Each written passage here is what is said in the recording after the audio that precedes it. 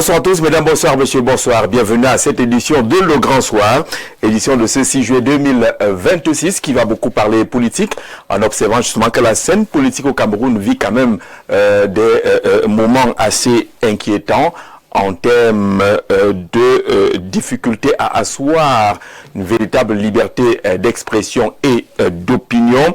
On note que le débat politique est marqué par une certaine violence qui se vit au quotidien sur les réseaux sociaux. Les acteurs politiques ne peuvent plus librement donner leur point de vue sur des questions.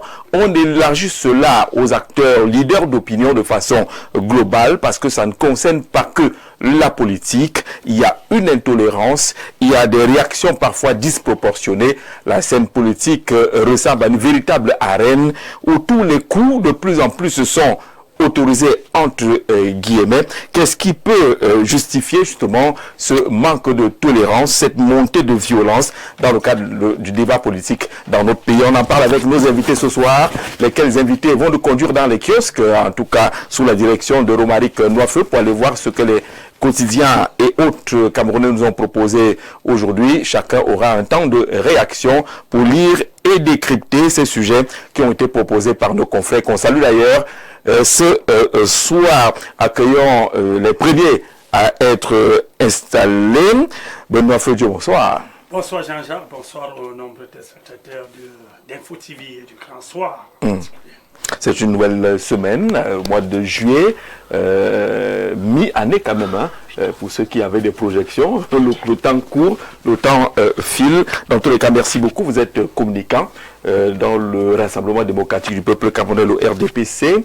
On note une relative augmentation des inscriptions sur les listes électorales selon Elections Cameroun. Cette session d'inscription s'achève le 31 août. Est-ce qu'il est possible de mobiliser encore plus les Camerounais par rapport aux inscriptions sur les listes électorales? Non, il est possible. À ce qui concerne le RDPC, on aurait une stratégie qu'on ne lâche pas, c'est-à-dire travailler à travers nos différentes structures. Mais ce qui est vrai, c'est qu'il y a une chose qui n'est pas particulière au RDPC, le Camerounais aime les affaires dernière minute, comme on aime si bien le dire. Le Camerounais aime entendre qu'on convoquera le corps électoral dans un mois. Ainsi, vous allez voir se bousculer, chercher à avoir une inscription. Mais tel quand ce n'est pas le cas, c'est aux acteurs politiques maintenant d'aller dans leur parti, essayer de faire sortir des militants qui ont soit nouvellement atteint l'âge de 20 ans ou encore d'autres Camerounais qui peuvent aider à faciliter l'inscription. Donc, quand vous voyez le bilan le rapport de l'ECAM, ça n'a pas été vraiment ça, c'était juste... Mais cela s'explique, n'est-ce pas, par le fait que le Camerounais est convaincu qu'il n'y aura pas élection cette année. Alors, du coup, ils ralentissent le pas.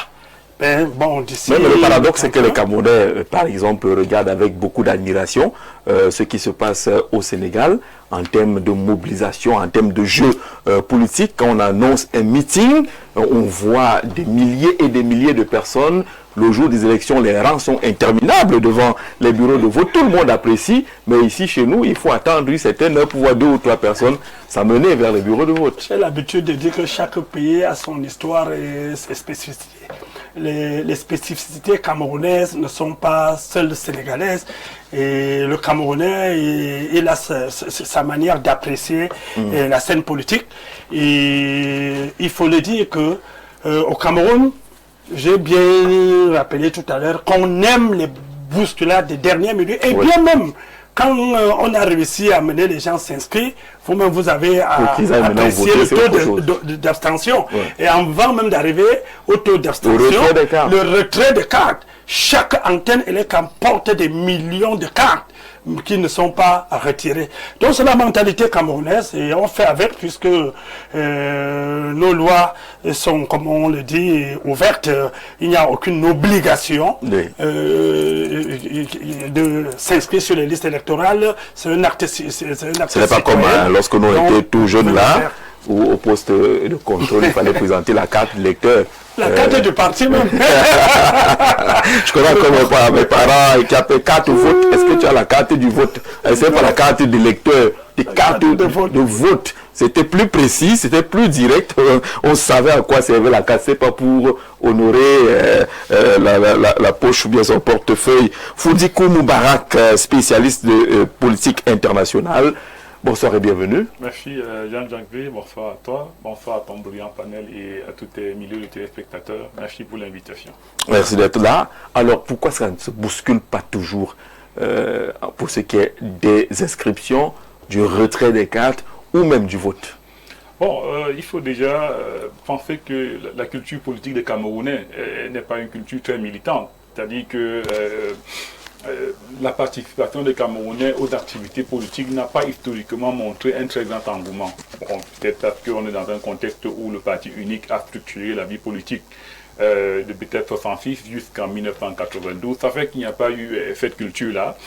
Mais au-delà des lacunes relatives à la culture politique, j'ai constaté depuis le retour du multipartisme que les dynamiques de marketing politique engagées par les partis politiques eux-mêmes ne sont pas de nature à attirer les Camerounais vers l'activité politique. Je connais à peine, je ne sais pas s'il y a un ou deux partis qui sont véritablement engagés dans les dynamiques d'inscription des Camerounais sur les listes électorales. Pourtant, c'est elles qui ont besoin de cette ressource humaine-là.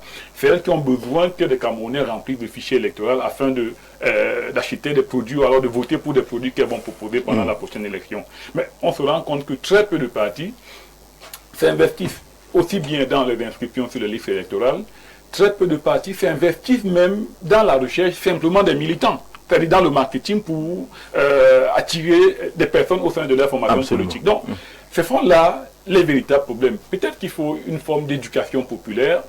Vous avez vu qu'au départ, lorsque les Camerounais avaient engagé les inscriptions sur les listes électorales, on avait même mis les influenceurs à contribution. On appelait des gars pour dire « inscrivez-vous ».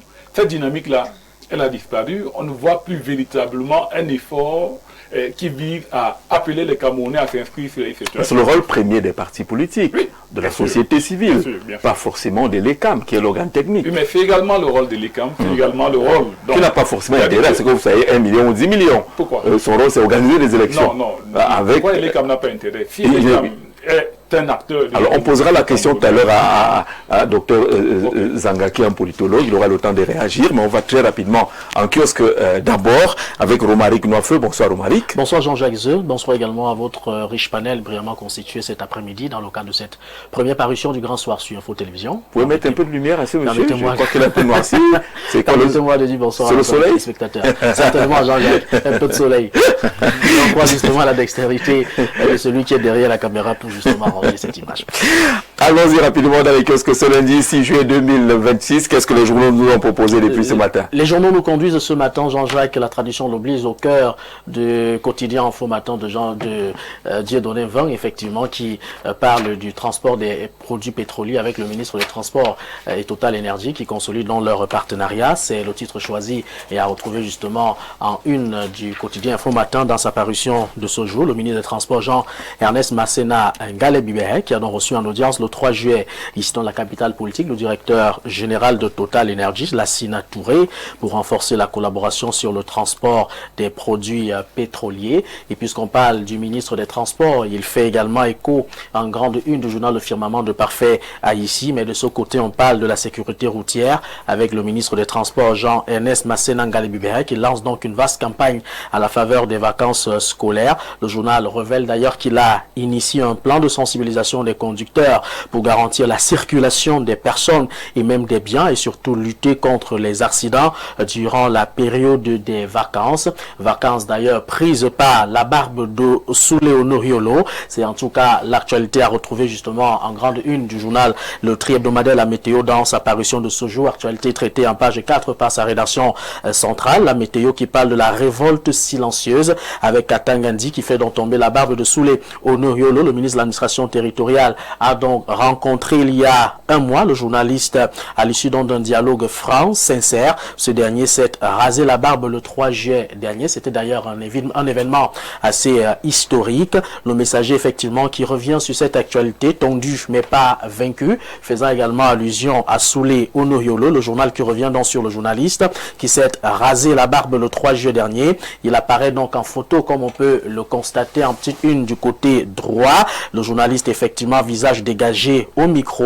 Il a tendu justement, mais il n'est pas vaincu. C'est en tout cas l'écho relativement à sa rencontre avec le ministre de l'administration territoriale, Paul Atangandi, il y a de cela un mois. C'est justement l'actualité traitée en page 9 par la rédaction centrale de François Focus Ndiawe. Le quotidien Réalité Plus également revient en kiosque pour parler du MINAT. Laissez Atangandi en peine. Il est là à la tête au travail et non au Congo-Ça. Le quotidien répond donc par là au texte qui circule sur les réseaux sociaux sur l'absence du ministre Paul Atangandi, affirmant qu'il est au travail, au service du Cameroun et surtout au service du président Paul Biya. On revient sur le tri-hebdomadaire, la météo, avec justement cette actualité en pas de une. La météo qui signale également sur les questions de droits de l'homme avec Mbombo Matip qui est séquestré à la prison de Bertois. Le journaliste qui a été interpellé à Yaoundé le 7 juin 2026, puis transféré sans mandat de dépôt au chef-lieu de la région de l'Est Cameroun.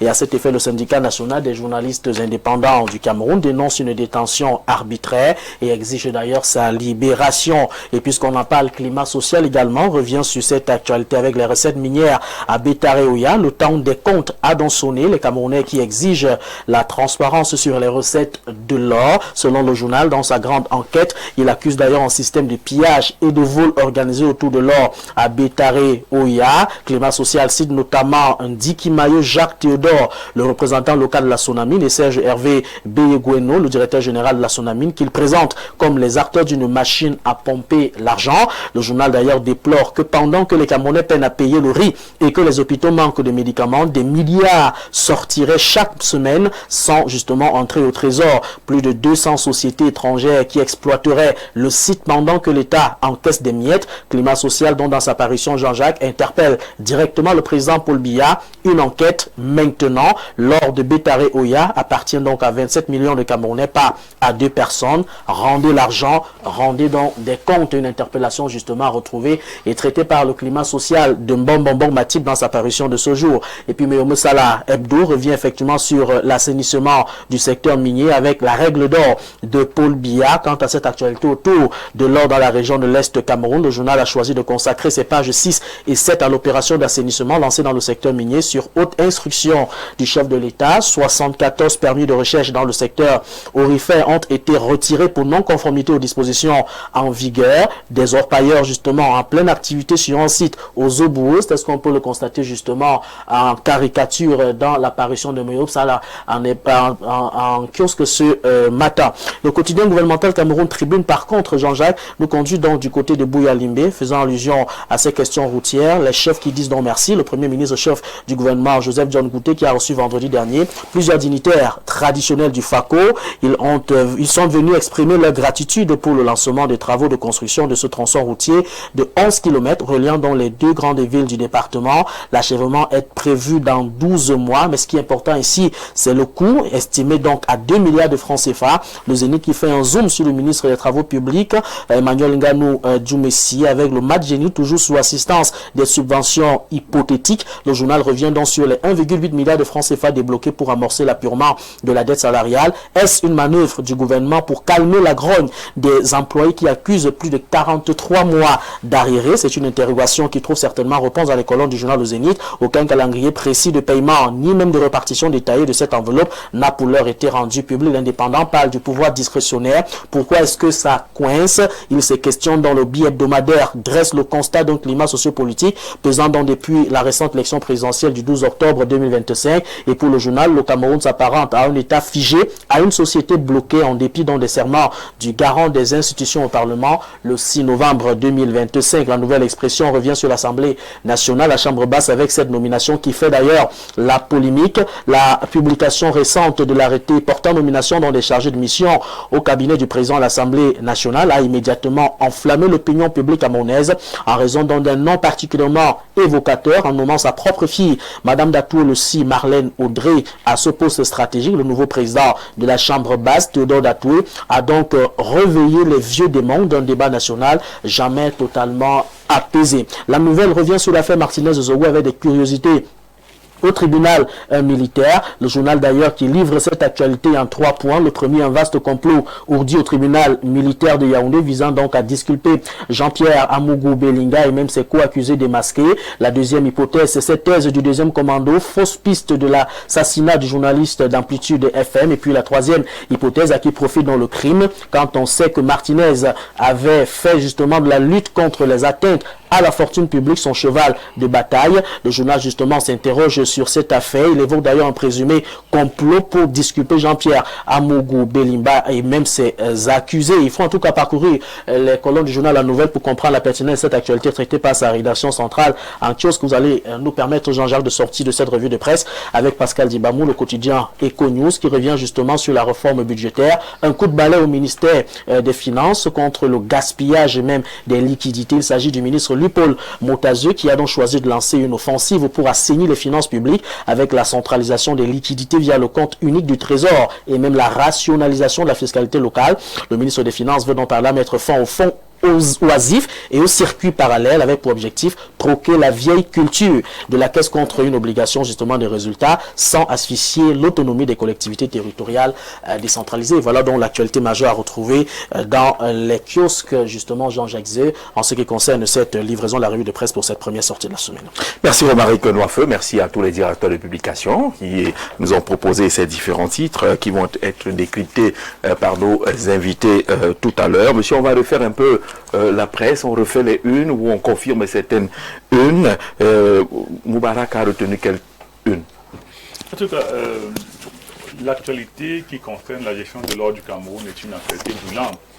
Parce que on est en train de constater que le Cameroun crie pour des déficits de trésorerie, est en train de se réduire tout le temps, et que dans le même temps, des individus peuvent se permettre... Alors c'est une proposée par Climat Social justement qui insiste sur l'or. Oui, allons-y. On voit que les individus peuvent se permettre quand même de gérer l'or du Cameroun comme c'était un bien privé en 2 ou 3 petites personnes, et l'État ne reçoit rien. On n'arrive pas à comprendre comment cela est possible dans un État. Mais comment 2 personnes ou alors un petit groupe de personnes peuvent s'approprier, je veux dire, peuvent détourner de façon aussi ostentatoire une ressource qui normalement appartient à l'ensemble des Camerounais et jusqu'à présent rien n'est fait. Mais le message info indique... Mais jusqu'à présent rien n'est fait. Peut-être il y a une enquête qui est ouverte, il faut également le préciser. Et puis on ne va pas aller aux accusations en citant des individus sans qu'on puisse déjà avoir des éléments d'enquête. Une chose est sûre, il y a des quantités énormes d'or sorti du pays sans qu'on ne sache comment. Voilà. C'est ça le problème. Et donc, on indique qu'on a retiré quelques permis. Est-ce que c'est le fait de retirer des permis qui empêche que cette quantité d'or soit sortie? On ne comprend pas. Donc, c'est que moi j'essaie de dire... Il faut y commencer par retirer les permis. Mais il faut quand même déjà indexer ceux qui sont auteurs de ces actes-là. Ce n'est pas le fait de retirer le permis qui punit l'auteur du détournement de l'or camerounais. Il faut aller attaquer les problèmes à la source, identifier les personnes qui sont responsables de ce type de détournement et les punir ouvertement avant de s'attaquer aux exploitants miniers qui, à mon sens, sont que des petits acteurs dans la chaîne de cette cabale-là. Comment ça, les petits acteurs? Parce que forcément... La fraude commence où? En matière d'exportation illicite de l'or, ça commence où? Ça commence à la déclaration. Oui.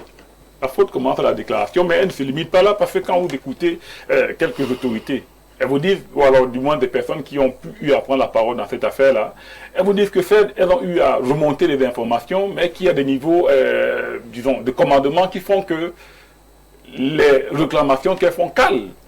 Il faut identifier ces rouleaux-là qui empêchent que la dénonciation de la fraude soit étalée au grand public pour pouvoir permettre que la justice en matière de lutte contre le trafic d'or soit clairement énoncée. Alors, est-ce qu'on fait au moins confiance à la commission d'enquête, à l'enquête demandée par le chef de l'État? Bien évidemment. Plusieurs descentes ont déjà eu lieu sur le terrain avec des entreprises suspendues, des permis retirés. Ce serait déjà quelque chose. On l'a vu à Kambélé également, la gendarmerie nationale qui a décidé de sécuriser un peu le site de Kambélé. Il y a des premières mesures qui sont prises, mais est-ce qu'on peut rattraper les 2000 milliards perdus en 5 ans, par exemple? Je pense qu'on va faire confiance à l'enquête qui a été commandée par le chef de l'État. Mais tu sais, la peur, c'est que, généralement, beaucoup d'enquêtes ont été commandées. Bon, et puis, la fuite, on n'a jamais vraiment su quelle était la fin de l'enquête. Donc, du coup, on va se dire qu'on va faire confiance parce que le chef de l'État a commandé une enquête, mais est-ce que la fin va permettre qu'on restitue les 2000 milliards? Est-ce que la fin va permettre qu'on établisse clairement? L'or participe à moins d'1% au produit intérieur brut du Cameroun. Oui. Malgré toute la richesse qu'on peut imaginer de notre sous-sol, ce qui est quand même assez faible. La Sonamine a été créée, je vois qu'elle a été indexée un peu par le journal Climat Social depuis 2020 que la Sonamine est en place. 2020 c'est hier, mais si on remonte l'espace de fraude, ça fait des décennies quand même qu'on ne gère, on ne contrôle pas cette affaire. Ce n'est même pas la Sonamine qui fait des attributions. C'est-à-dire que c'est encore au niveau du ministère qu'on attribue les licences d'exploitation. Donc la Sonamine est une structure qui n'a pas réellement de pouvoir. Elle n'est ni à la base, c'est-à-dire à la délivrance des permis, elle n'est non plus dans l'achat de l'or. C'est-à-dire qu'il n'y a pas une structuration. Elle achète quand même pour l'État. Elle n'est pas, c'est-à-dire qu'il n'y a pas une forme d'exclusivité. Oui. Il n'est pas dit que l'or du Cameroun est vendu à la Sonamine. Donc, elle est dans un contexte de concurrence internationalisée. Et lorsqu'on vit une forme de concurrence internationalisée, on est appelé c'est-à-dire à subir la concurrence des multinationales qui ont des capitaux, qui ont de l'expérience, qui ont des savoir-faire. Des multinationales connues et sous-marines aussi. Et même sous-marines. Oui. Donc, qui ont des capitaux, l'expérience et les moyens que la Sonamine n'a pas. Donc, on ne peut pas penser que ce soit un acteur qui véritablement puisse faire grand-chose si à la base, à sa création, dans le pensée de sa création, on ne lui a pas donné les moyens clairs qui lui permettent d'avoir une forme de monopole sur la gestion de cette or. L'une des missions de la Sonamine, c'est de créer une raffinerie d'or au Cameroun. On n'en parle pas encore. On ne sait pas s'il y aura des moyens pour le faire, mais ce serait bien qu'on puisse avoir une raffinerie d'or dans notre pays. C'est prévu dans les missions de la Sonamine. Benoît Fodjo a noté quelle une? Oui, je vais m'apaisantir également sur le climat social et je crois Zénith, il y a au moins deux journaux qui ont parlé de l'or. Là, oui. Je crois le Zénith également, je ne sais pas. Bon, on va retrouver. Pas le Zénith. Alors, mais je reviens sur l'or parce que en fait, c'est l'actualité qui nous tient à cœur. Et je vais dire ici que nous sommes dans un processus d'assainissement. Et il faut le dire, et je crois que c'est beaucoup plus cela que nous regardons en ce moment. Bon, moi, je ne vais pas dire comme le copanéliste en croyant, non. Moi, je pense que parler des individus qui se seront peut-être... C'est la première page pour détourner une enquête. Oui. C'est le premier niveau, donc on commence à indexer les individus. S'il y a l'exploitation illicite, ça veut dire qu'il y a exploitation illicite. Parce qu'une exploitation est entouré de certains mécanismes de contrôle. Donc, quand cette exploitation devient illicite, il va de pair que l'exploitation soit illicite. Donc, on commence d'abord là. Et lorsque vous avez déjà un voleur qui vous vole, pendant que vous cherchez à récupérer ce qu'il vous a volé, vous essayez d'abord de mettre les narcos, les grilles, oui, pour empêcher qu'il continue à voler. Et je crois que c'est ça, déjà, l'enquête qui est ouverte, qui a localisé, qui a essayé de recenser près de 216 entreprises considérées illicites. Quand on dit illicite, et on le rappelle bien, que c'est ceux qui ont peut-être obtenu les permis de recherche. Et quand ils arrivent sur le terrain, ils se jettent dans l'exploitation. Parce qu'il faut être spécialiste, il faut être expert des lieux pour savoir que celui-ci, quand on dit recherche là, il s'arrête à tel niveau, il ne progresse pas. Il y a ceux qui vont sur le terrain, ils utilisent des complicités avec certains responsables locaux pour exploiter les zones qui sont réservées à la population, puisqu'il y a des zones qui sont réservées pour l'exploitation artisanale. Donc il y a tout ce désordre-là qui sévit dans ces zones. Et aujourd'hui, l'État plus que jamais a ouvert, n'est-ce pas, des enquêtes pour pouvoir stopper cela. Et je tiens toujours à le dire que le contrôle de l'or, c'est très compliqué pour un pays, je pourrais dire, qui s'est engagé avec un retard comme le nôtre. Parce que n'oubliez pas que nous sommes retournés vers l'or après avoir écoulé tout ce qu'on appelle les accords et tout ça. Si vous voyez, on vient créer la Sonanime en 2020. Bon, donc, s'il faut même que la Sonamine essaie d'assurer toutes ses missions, c'est que à 6 ans après, c'est toujours un peu difficile parce que nous, on a cité les moyennes et tout ça, tous les dispositifs à mettre en place. Donc, nous disons que c'est un secteur très, très important que nous pensons que le Cameroun... Et le contrôle de ce secteur-là ne dépendra pas seulement du seul ministère des Mines. Il ne pourra pas... Pas du tout. Le feu ministre Doké indiquait justement les difficultés à pouvoir contrôler cette zone. Il faut des acquisitions de drones, de satellites et consorts. Parce que dans ces forêts-là, il y a même des pistes d'atterrissage qui ne sont pas connues. Qui ne sont pas connues. Et aujourd'hui, on dit, on essaie de faire la moyenne dans la brigade de contrôle. On vous dit que on se retrouve juste avec quelques contrôleurs experts dans ce domaine, et auquel cas un contrôleur a à lui seul près de 10 000 km à contrôler. Alors, et n'ayant pas l'équipement nécessaire, ça devient très très difficile. Ça veut dire qu'il s'engage là le contrôle presque mécanique pour pouvoir repérer ceux qui sont. Et vous connaissez, et je le dis, lorsqu'on parle de l'exploitation illicite avec des permis qui sont obtenus, bon, ça, d'autres sont bien obtenus, d'autres sont frauduleusement obtenus. Donc, avec des sous-traitances qu'on ne contrôle plus, il y a, comme je l'ai dit, l'utilisation, la mécanisation, là où il faut plutôt l'artisanal, il y a tout ça. Et c'est dans ce sens-là qu'il y a les fuites d'or. Aujourd'hui, on parle de pratiquement, quand on parle de contribution de 1, quelque chose, vraiment, dites-nous un peu. Alors que l'or, c'est aussi comme le pétrole. Si on réussit à installer vraiment une véritable raffinerie, ça c'est des richesses d'un pays sur lesquelles on peut compter, n'est-ce pas, pour la relance économique d'un pays. Donc, merci Benoît. On va donner la parole à Dr Béhémé Ava-André, qui nous retrouve dans la grande famille de Le Grand Soir. Docteur, bonsoir. Vous êtes spécialiste en sciences politiques. Bonsoir. Bonsoir, monsieur Jean-Jacques. Bonsoir à tous les panélistes avec qui je suis sur le plateau. Bonsoir à tous les auditeurs, tous les et téléspectateurs. Merci de m'avoir invité. Vous avez regardé avec nous tout à l'heure le tour des kiosques. Quel est le titre qui a retenu votre attention? Oui, bien évidemment, le titre qui a retenu mon attention, c'est beaucoup plus. Tout d'abord, je vais dire, le titre qui porte sur la collaboration entre Total Énergie et le ministère des Transports. Oui, c'est Info Matin qui nous en parle aujourd'hui. En fait, moi ici, là, je vais beaucoup plus jeter un regard panafricaniste. Vous voyez, Total Énergie, c'est une firme française et vous-même vous constatez, vous savez, dans le contexte africain, tout ce que les Français, leur action dans le contexte africain en vue de ne pas permettre la souveraineté de certains États. Et moi, je crois que dans ce sens-là, il faudrait qu'on revoie cette collaboration-là ou cette consolidation des rapports-là. Donc, c'est des termes qui devraient être révisés à notre ère et au regard même du mépris et du contexte international, parce que vous savez que dans le contexte international, nous sommes beaucoup plus dans un contexte où c'est une crise de l'énergie, où c'est l'énergie qui prédomine. Bon, je ne vais pas aller loin, regardons le contexte entre les États-Unis et l'Iran et tout. Bon, c'est vrai que nous sommes dans un contexte purement camerounais et tout, mais c'est des trucs à prendre en compte, c'est des politiques publiques qui doivent être mises au service de l'État afin de résorber le véritable problème de l'inflation et de l'économie même camerounaise. Et c'est même un sujet qui est lié, qui a un certain rapport avec la transparence des recettes de l'or.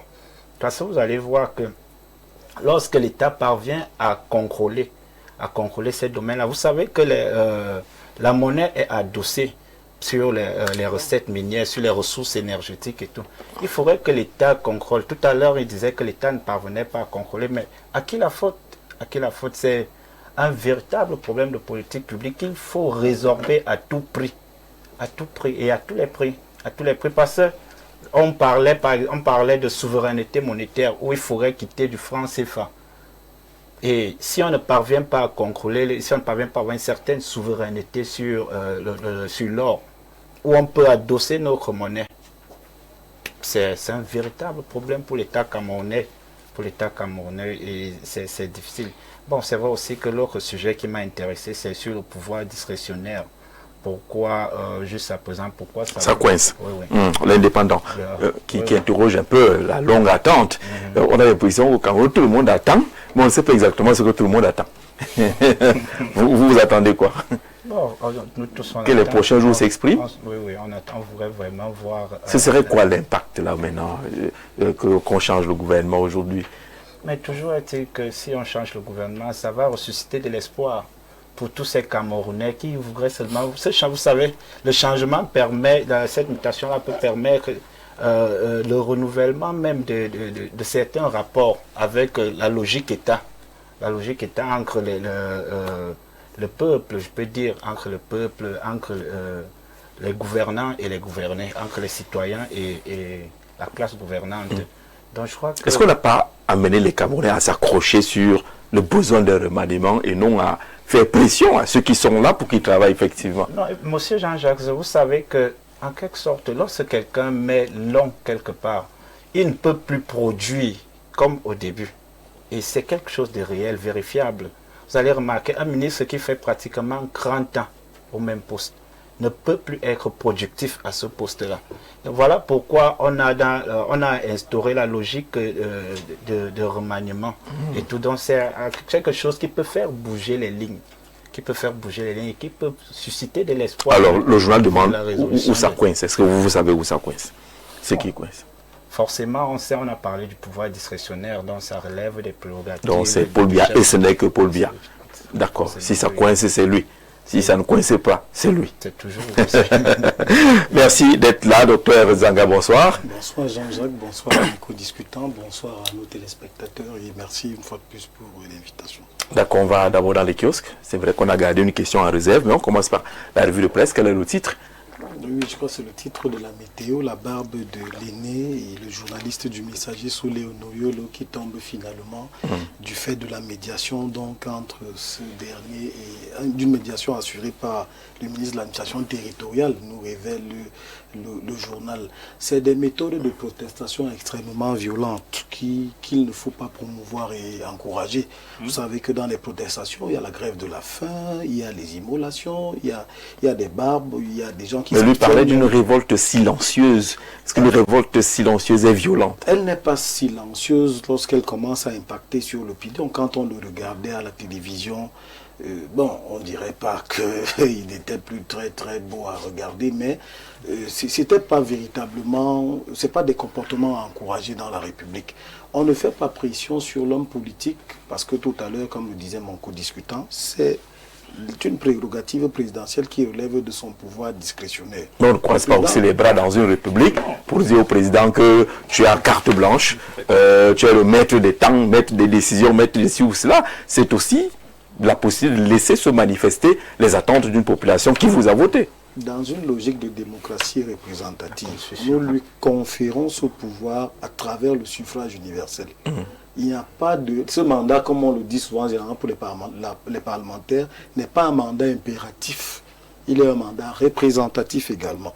Le président de la République a une vision, il a des indicateurs, il a une politique qu'il déroule sur la durée de son mandat. Il a donc carte blanche pour savoir comment il redistribue les cartes, comment il nomme son personnel politique, comment est-ce qu'il pilote et définit les politiques publiques. C'est sa prérogative exclusive. Donc quand vous regardiez Soulé avec la barre, vous dites que monsieur n'a rien compris, c'est ça?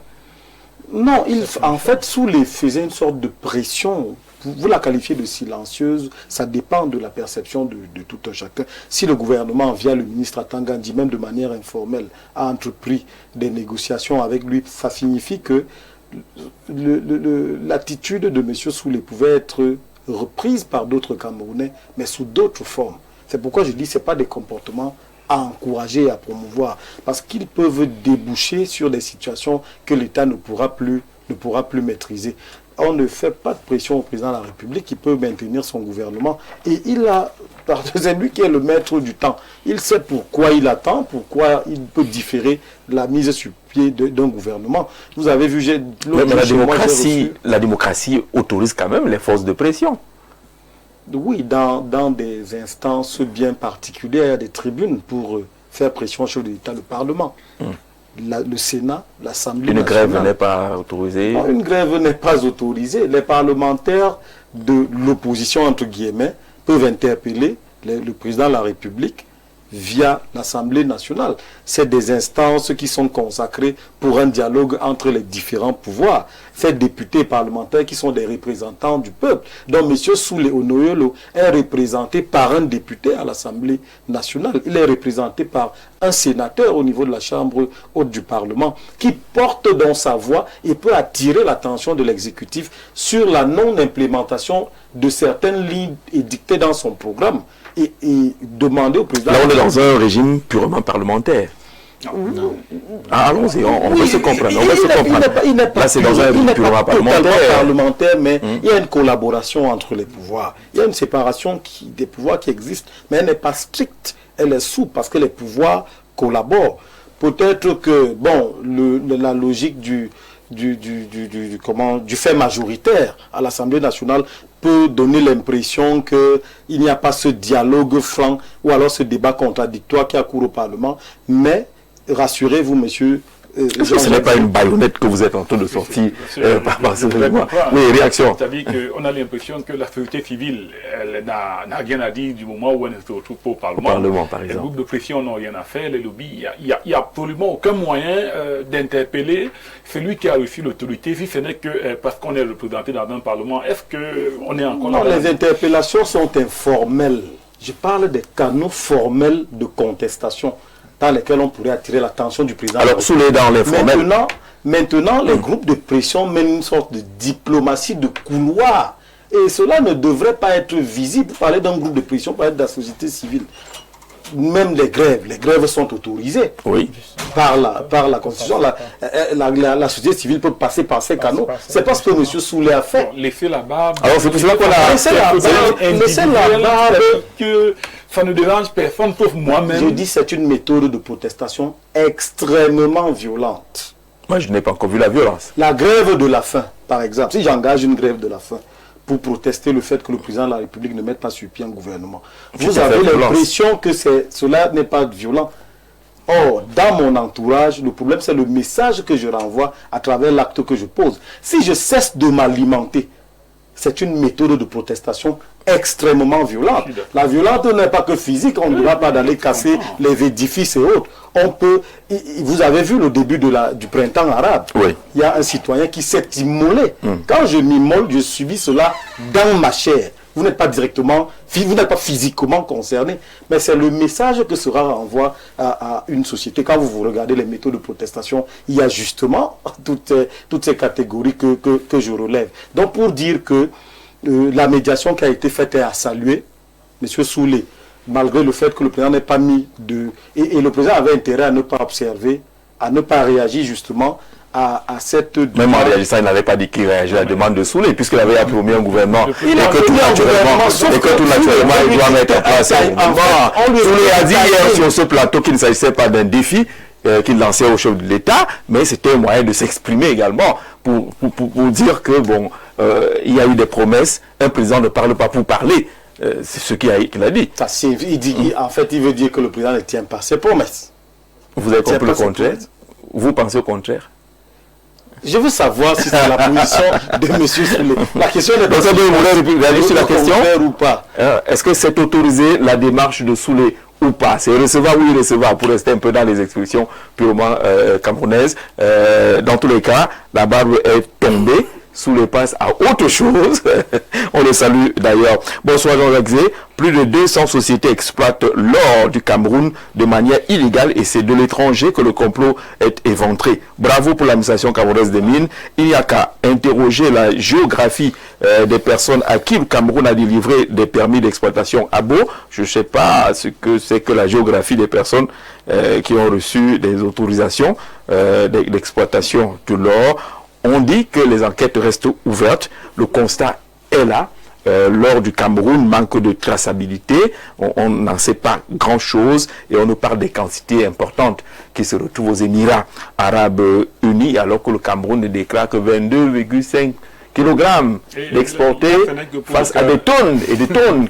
Ce n'est que pour le cas des Émirats. Oui. On ne nous a pas indiqué l'or qui est vendu en Chine, on n'a pas indiqué ce qui est vendu dans les places comme la Suisse ou alors les États-Unis. Donc, je me dis que si tous les grands marchés internationaux de l'or commencent à déclarer le trop perçu par rapport à ce qui est déclaré par nos administrations, on risque d'être dans un... Il y a beaucoup de niveaux de mafia. Voilà. La délivrance des titres pour s'y retrouver. J'ai vu le ministre descendre dans un lancement où le sous-préfet disait qu'il était un peu au courant de l'existence de telle entreprise de ce côté-là. Mais il faut dire que ce n'est pas des gens qui viennent avec le mortier ou le pilon. Ils ne viennent pas. C'est une logistique lourde. C'est quand même incroyable qu'on vous dise que non, une telle autopsie, le chef, c'est quand même incroyable. Ils ne viennent pas avec juste le tamis, juste avec le seau.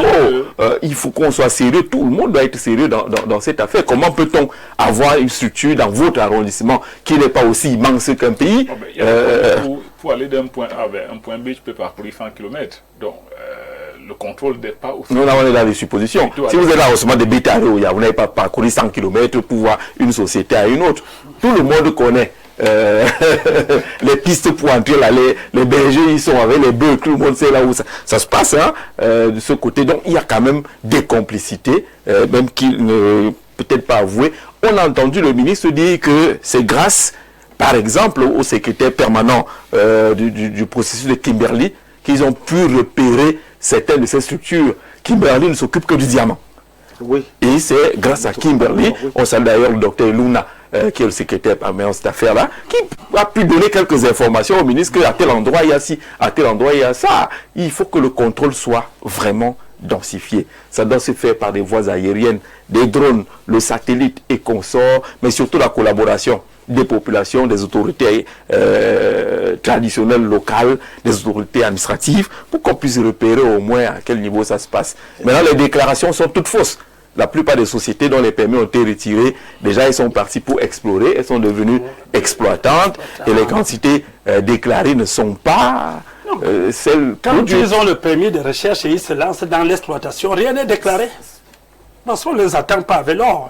Le terrain est favorable. Rien n'est déclaré. Pour un pays qui donc c'est même très simple de comprendre ce jeu-là. Dès lors qu'il fait ce glissement-là, c'est déjà parti. Oui, mais pourquoi c'est qu'on n'est pas conforme? Si on sort de litier, c'est comme... Voilà, on a perdu. Pas qu'on dit quoi, c'est comme telle volonté. Si vous sortez de litier, c'est qu'on n'est pas respecté. Quand vous partez dans les aéroports, vous voyez, il y a ce qu'on appelle les mallettes diplomatiques. Qui ne passe pas au scanner et tout ça. Voilà ces choses-là, non? C'est pas là. Oui, les mallettes diplomatiques, ça sort. C'est l'une des voies. C'est l'une des voies diplomatiques. C'est pas ces choses-là que ça sort. Moi, je suis allé à Mobilon. On porte pas sur la tête. On avait annoncé un gisement important de diamants à Mobilon. Je suis allé en tant que reporter, je crois 2013-2014.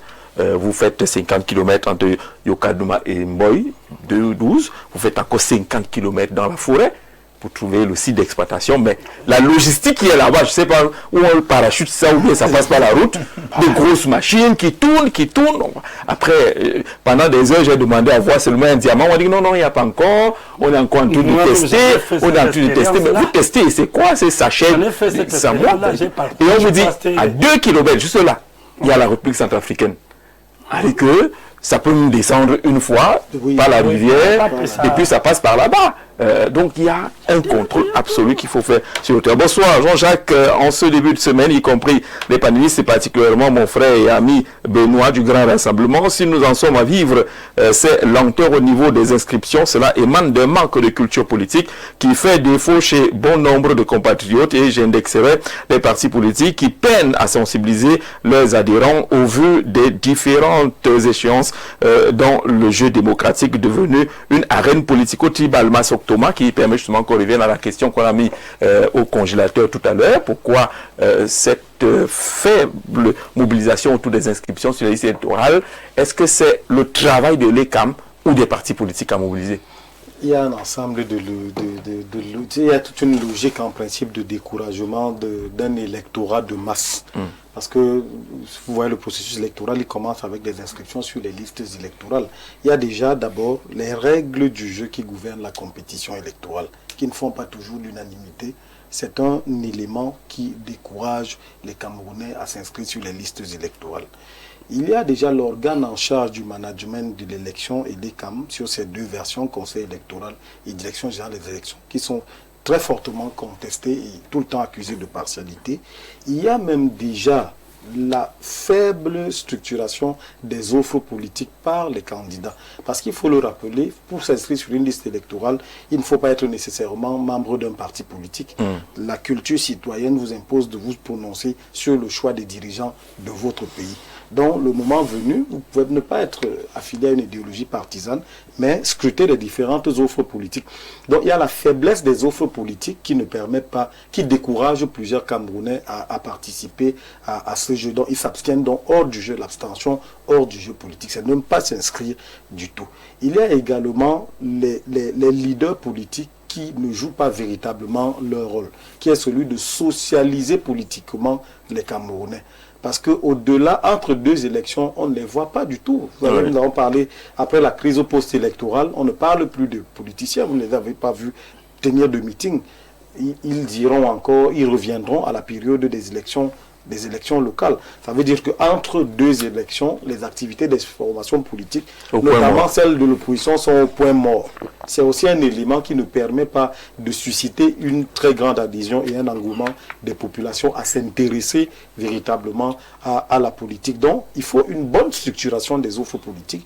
Il faut que les acteurs politiques, notamment les chefs des partis politiques, mettent sur pied des techniques de séduction de cet électorat, en quadrillant, en mettant sur pied une sorte de un certain maillage sur le plan territorial. Parce que quand vous demandez à certains d'aller s'inscrire, ils vous diront, mais attendez, nous n'avons même pas une offre alternative crédible, nous allons nous contenter. Et l'État aussi devrait mettre sur pied des mécanismes qui permettent que les dirigeants ne soient pas mal élus, qu'il y ait une sorte de légitimité. Parce que quand ceux qui participent au jeu électoral sont minoritaires, les dirigeants qui en ressortent ont un déficit de légitimité à l'arrivée. Il n'est pas toujours heureux de savoir que sur une démographie de 10 personnes, vous avez été élu par 3 et 7 complètement sont hors du jeu. C'est une façon de... Pour les 7, ils ne vous ont pas choisi, mais vous êtes leur président. Mais cela suppose que vous n'avez pas véritablement une très forte légitimité. Et pour un homme politique, ça ne va pas l'empêcher de gouverner, mais il y aura véritablement un problème à asseoir une gouvernance crédible. Parce qu'il se dira, j'ai été, entre guillemets, mal élu. Pas mal élu parce qu'il y aurait eu des fraudes, mal élu parce que tous les Camerounais ne se sont pas jetés dans la bataille. Il y a même Elecam. Est-ce que techniquement, Elecam peut assurer un scrutin avec un potentiel? Le potentiel du Cameroun, on est à presque 15-20 millions d'électeurs. C'est possible de faire 20 millions d'électeurs. Est-ce que sur le plan technique, Elecam peut gérer cette logistique? Nous parlons de l'or. Si tous les Camerounais vont s'inscrire sur les listes électorales, avant 18 h, la moitié n'auront pas accompli leur devoir, alors qu'ils se retrouveront dans des sites appropriés pour le vote. Jusqu'à minuit, on n'aura pas bouclé. Donc, il y a tout ça qu'il faut revoir. Il faut multiplier les postes de sensibilisation et il faut faire montre de beaucoup plus d'impartialité. Il faut que l'ECAM rassure davantage les Camerounais sur son impartialité à gérer le processus électoral. Que les règles du code électoral, les règles qui gouvernent la compétition électorale soient l'objet et le fruit d'un consensus minimum entre tous les acteurs politiques. Parce que le problème que nous avons dans notre pays est justement que la démocratie à la camerounaise est assimilée à un jeu à somme nulle. Ça signifie que ceux qui perdent tout, ceux qui gagnent tout. Or, l'homme politique, quand il a l'ambition de gouverner le pays dans un climat apaisé, doit faire preuve d'ouverture. Ça signifie que certains partis politiques ont des propositions qui sont alléchantes, qu'ils peuvent faire l'objet qu'ils peuvent améliorer considérablement les conditions de vie des Camerounais. Mais ils n'ont pas la majorité parlementaire, la majorité leur permettant d'aller dans des instances où ils peuvent véritablement influencer. Dans un jeu de collaboration entre acteurs politiques, ils peuvent servir ces propositions-là à des partis politiques qui siègent déjà au Parlement et que ceux-ci les intègrent, soit dans des projets de loi, soit dans des propositions de loi. On l'a vu à l'Assemblée nationale avec l'honorable Cabral Libi, dont des propositions ont été retenues par les acteurs de la majorité parlementaire RDPC, parce que cette majorité a jugé cette proposition pertinente. C'est possible. Alors, un président qui ne tient pas sa parole, ne fait-il pas violence au peuple qui lui a fait confiance, ou qui parlait de l'approche de Soulé qui serait une violence? Ce Camerounais vous dit que ne pas tenir parole également une violence. Bonsoir Jean-Jacques, vous posez la question de savoir pourquoi il n'y a pas affluence des électeurs lors des élections. La réponse est simple, l'absence de la démocratie, car les résultats sont connus d'avance. Et c'est cette crise de confiance que le docteur évoquait tout à l'heure. Bonsoir à tout le panel. Mais monsieur Zanga raconte quoi? Le pays va mal, pillé par les plus proches collaborateurs du chef de l'État, avec une mafia à outrance. C'est normal que monsieur Soulé Noyo fasse ce genre de grève. Merci pour votre contribution. Bonsoir Jean-Jacques Zé. SCTM est introuvable. Que faire? SCTM, c'est quoi? C'est le gaz? Le gaz. Éric Lodja, pour moi, c'est alors. Je sais qu'il faut faire comment quand SCTM est introuvable. Alors, voilà, c'est la communication de SCTM. Que se passe-t-il? Pourquoi est-ce que vos propositions sont introuvables? Il faut communiquer avec les clients, les consommateurs. Ça existe encore? Il fait peu qu'elle a fermé. SCTM? Oui, c'est vrai que moi, je n'ai pas vu ça depuis longtemps. Mais tout ça relève de la communication. Une entreprise sérieuse doit pouvoir communiquer. Même quand on ferme, quand Kenya Airways vous dit que je ne viens plus au Cameroun, ils font une communication. Qu'entre-temps, il va se passer ci, il va se passer ça.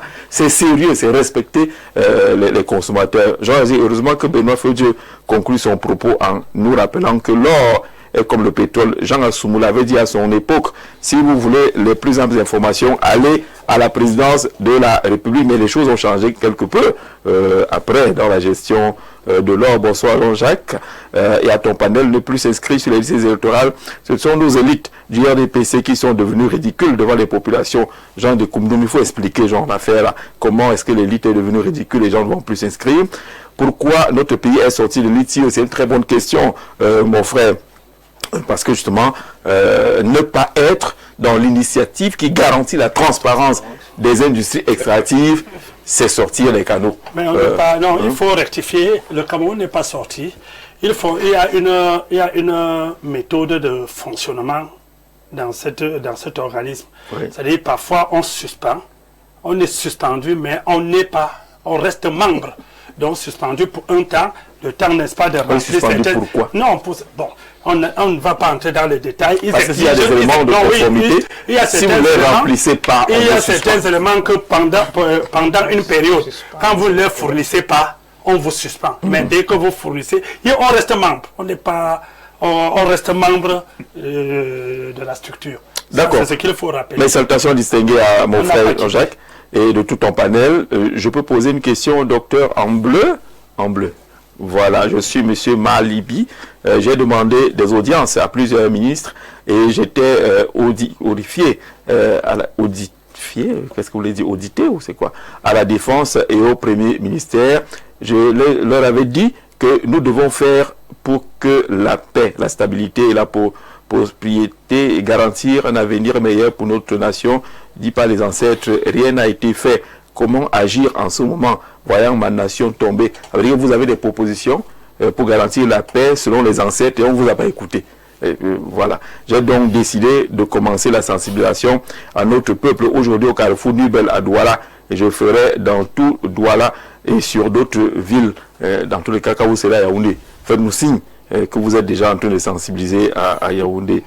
Bonsoir Jean-Jacques, et je suis d'accord avec le docteur Zanga, c'est un vrai politologue.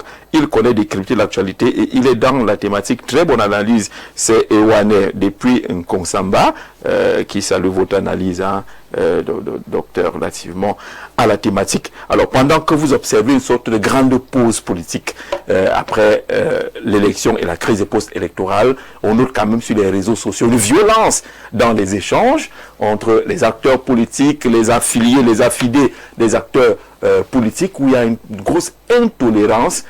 C'est pratiquement tout le monde qui bouffe la tontine. Pour ceux qui ne sont pas camerounais, quand vous bouffez la tontine, c'est que vous avez peut-être dit quelque chose et vous recevez une armée cinglée sur vous qui vous traite de tout et vont me regarder dans votre caleçon, dans votre... Il y a un peu de tout. Qu'est-ce qui peut justifier cela, cette montée de la violence autour du débat politique? Non, moi je pense même pas qu'on devrait être surpris par ce comportement de l'espace politique camerounais, qui n'est certainement pas propre au Cameroun, mais qui est propre à tous les espaces politiques. Parce qu'il faut d'abord rentrer à la nature même de l'espace politique. L'espace politique est par nature violent. Si on essaye de... Les politologues vont certainement nous le dire. Lorsqu'on crée un parti politique, c'est pour la conquête du pouvoir, c'est pour l'exercice, c'est pour conserver le pouvoir. Or, si on exerce cette terminologie-là, ce sont des termes qui sont familiers à la guerre. Conquérir, vaincre les adversaires, éliminer des concurrents politiques, détruire les concurrents. Bref, c'est une grammaire qui est certainement très proche, qui est très belligène. Et si on essaye de penser à ce que nous disait Mao Tse-tung, la politique, c'est la guerre disons, c'est la guerre sans effusion de sang, et la guerre, c'est la politique avec effusion de sang. Donc, il y a une forme de conclusion entre ce qui peut être la politique et ce qui peut être la guerre. Et donc, naturellement, cet espace doit être habité par une certaine violence, qui n'est pas forcément la violence en termes de mobilisation d'âme, mais qui peut être une violence, cette fois, plutôt verbale, qui a fait d'objectifs. Si on regarde le landerneau camerounais aujourd'hui, lorsqu'on veut... lorsqu'on veut écarter un adversaire, lorsqu'on veut l'éliminer, lorsqu'on veut le ternir, on lance une fatwa contre lui, on met contre sa personne un certain nombre d'influenceurs, un certain nombre de médias, qui passent le temps à tourner en boucle des informations négatives sur sa personne, de manière à construire en lui l'image d'un mauvais personnage, d'un personnage peu crédible, corrompu, qui ne mérite pas d'assumer des charges publiques. Donc, ce sont des objectifs qui sont bien calés. Si dans un débat, un panéliste veut peut-être déstabiliser un autre, il va utiliser une rhétorique à la Baybet, où il va te traiter d'idiot, il va tout faire pour te faire comprendre que tu n'as pas la légitimité nécessaire pour être assis à ce débat et échanger pleinement avec lui. Donc, ce sont des technologies politiques qui, à mon avis, ne sont pas nouvelles. Elles ont connu peut-être ce qu'on peut appeler une exacerbation en raison du contexte camerounais, qui est quand même dans un contexte où le débat autour de l'alternance au sommet des institutions n'est plus un débat tabou. C'est-à-dire qu'on essaye, les acteurs, même s'ils ne viennent pas de manière frontale, que ce soit au sein de l'opposition ou à l'intérieur du pouvoir, on se rend compte qu'il y a des dynamiques concurrentes autour de la transition, et qui font que les acteurs sont appelés à s'auto-éliminer, à s'auto-détruire, à se vaincre et donc à s'écarter. Ce qui fait que dans cette mécanique-là, le débat politique comme instrument, comme moyen de lutte politique, devient donc un espace où il faut faire violence, où il faut violenter l'autre adversaire politique à travers plusieurs formes de dynamique, comme ce que nous observons sur la toile camerounaise actuellement. Docteur Beyemé, qu'est-ce qui peut justifier cette montée de cette sorte de violence autour du débat politique, où les gens se massacrent pratiquement à la tondeuse, à la guillotine, et c'est davantage des acteurs politiques de l'opposition contre les acteurs politiques de l'opposition? Oui, bien évidemment, je crois que je corrobore quand même à quelques idées de son analyse où nous sommes dans un conflit politique où ce sont les rapports de force qui prédominent. Vous savez, dans un contexte politique, dans un contexte où on est dans une bataille de succession, ici, là, on est dans... ce sont des rapports de force qui devraient être prédominant et qui devrait montrer. Mais le véritable problème ici, c'est que on a l'impression que ce combat-là est en train de glisser à l'outrage et au dénigrement. C'est ça le véritable problème. Et à ce niveau-là, pour répondre à votre question, on peut avoir une analyse qui nous permette un peu de voir un peu le contexte historique. Vous allez remarquer que dans le contexte historique, on va remarquer que dès la sortie des indépendances, on va faire ancrer un peu, on va revoir un peu l'histoire où on a vécu, ou alors l'histoire nous renseigne que certaines personnalités, certaines personnes ont combattu en vue de la conquête même de l'indépendance du Cameroun. Je vais citer les Oumniobé et bien d'autres. Et vous allez voir ceux qui se revendiquent ceux qui se revendiquent comme des suivistes ou ceux qui sont de la faculté de Oumniobé revendiquent violemment le pouvoir. Ils veulent aussi, les descendants de Oumniobé veulent aussi faire partie de ce pouvoir-là parce qu'ils se disent que non, ils ont versé de leur sang en vue de participer à ce que le Cameroun puisse évoluer, puisse émerger. Donc c'est un peu ça face à un régime aussi qui a mis, nous parlions tout à l'heure du pouvoir discrétionnaire et du remaniement. Vous allez voir qu'il y a un problème dans le partage du gâteau national, dont beaucoup de personnes revendiquent. En dehors de ça aussi, vous allez voir que il y a cette véritable opposition-là du système politique qui est terriblement conflictuelle. Vous allez voir une opposition entre le MRC et le RDPC. Vous allez voir l'opposition entre les Églisiens et les Ibou. Vous allez voir l'opposition entre les Sardinats, la brigade anti-Sardinat. Tout ça renaît à cause du contexte social. Contexte social où on fait quand même le constat que beaucoup de Camerounais revendiquent certains faits. Certains faits qui ne sont pas bien gérés par les politiques publiques. Vous allez remarquer que dans le contexte même sociopolitique, vous allez remarquer qu'il y a une crise institutionnelle. Je vais prendre par exemple le cas de Martinez Ozogo au niveau de la justice. Au niveau de la justice. Et il n'y a pas que ce cas. Nous évoquons tout à l'heure l'aspect de l'ordre. Vous allez faire le constat que ce n'est pas la première fois qu'une pareille enquête est lancée. On va revenir sur le cas Covid. Qu'est-ce qui a été fait? Jusqu'à présent, nous attendons les réponses. Il y a tellement de cas comme ça que la justice camerounaise ou alors ces enquêtes-là n'ont pas eu un aboutissement. Et c'est ça qui justifie le fait que personne n'a plus le droit de s'exprimer. On ne répond pas à votre opinion par une autre opinion? Bon, je ne peux pas dire que ça justifie, mais je crois que ce sont ces impertinences-là qui font en sorte qu'il y ait cette montée fulminante-là dans les réseaux sociaux. Et puis, il y a même les réseaux sociaux qui participent à ça. Vous allez voir, il y a ceux qui n'ont pas cette déontologie-là, qui ne maîtrisent pas l'utilisation des réseaux sociaux et qui profitent pour écrire, pour dire du n'importe quoi au regard, en passant par l'outrage et au dénigrement. Et puis même, vous allez voir aussi un véritable fait qui est au Cameroun, c'est le tribalisme. Le tribalisme, on ne peut pas le nier. Il y a ce repli identitaire-là qui pousse certaines personnes à revendiquer par ces canaux-là.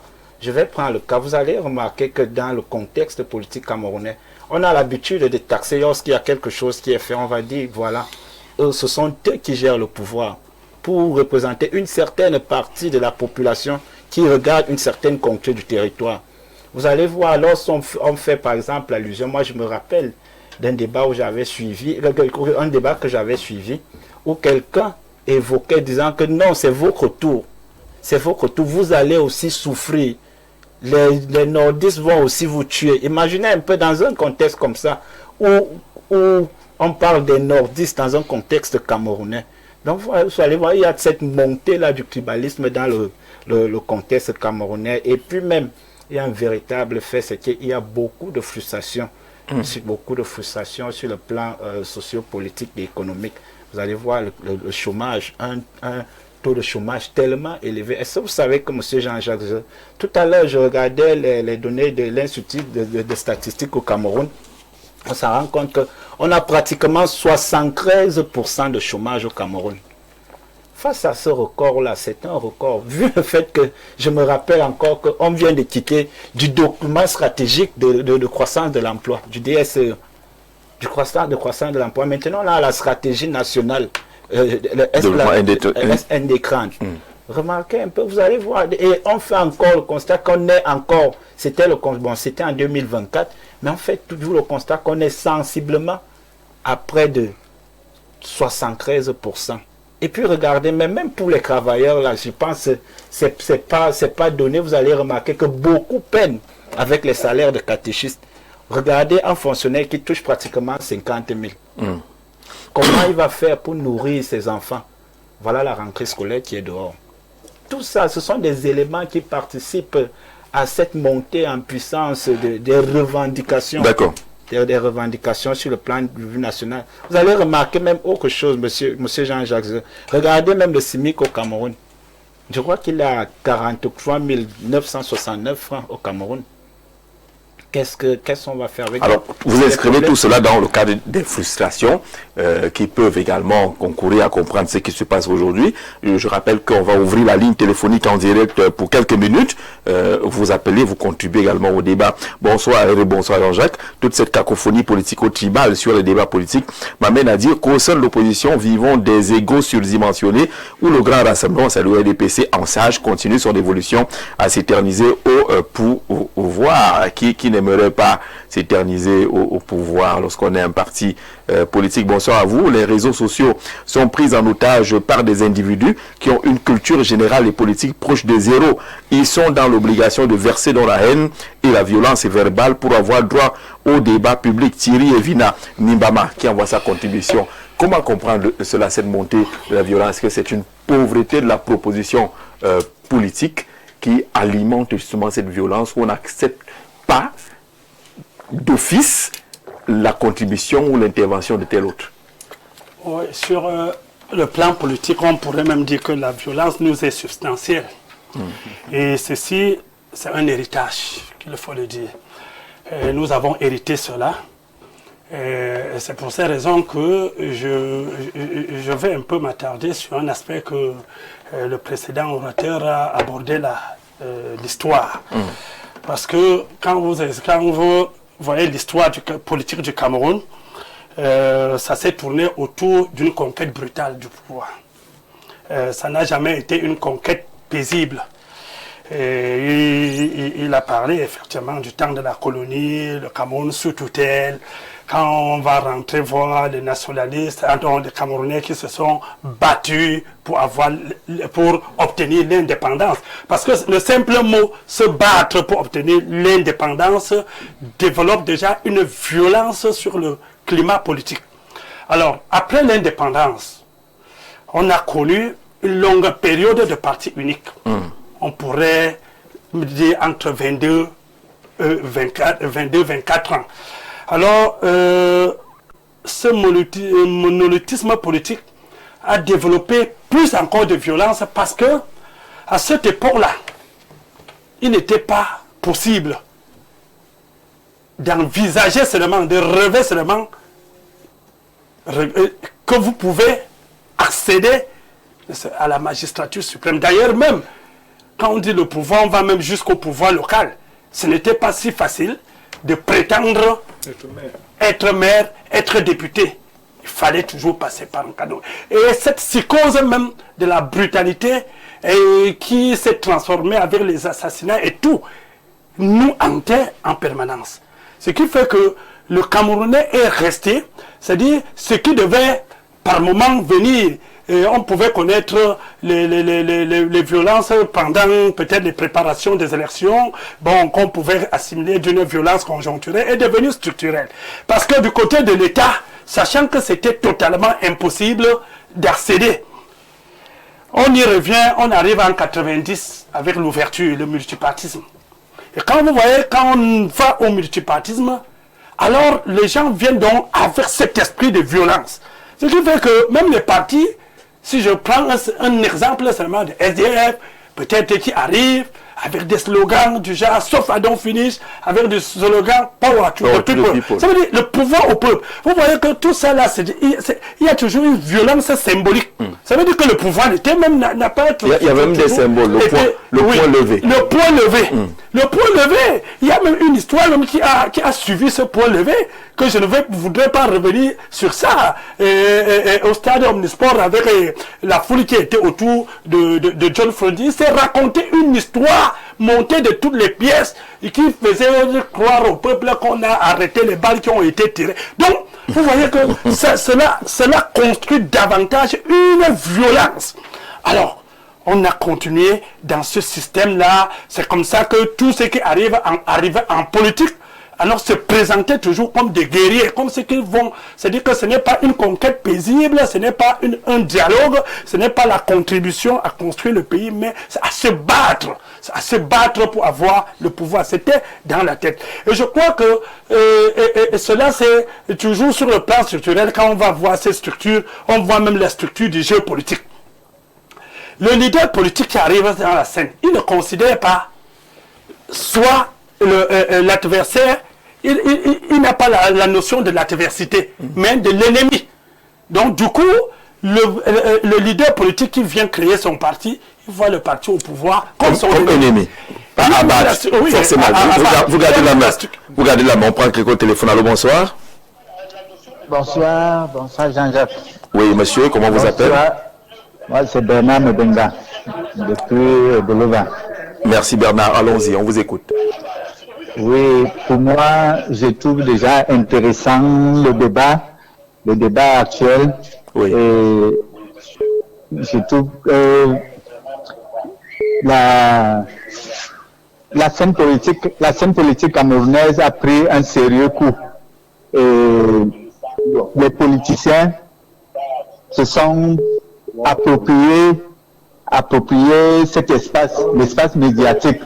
Et on trouve aussi dans cette scène politique beaucoup d'aventuriers et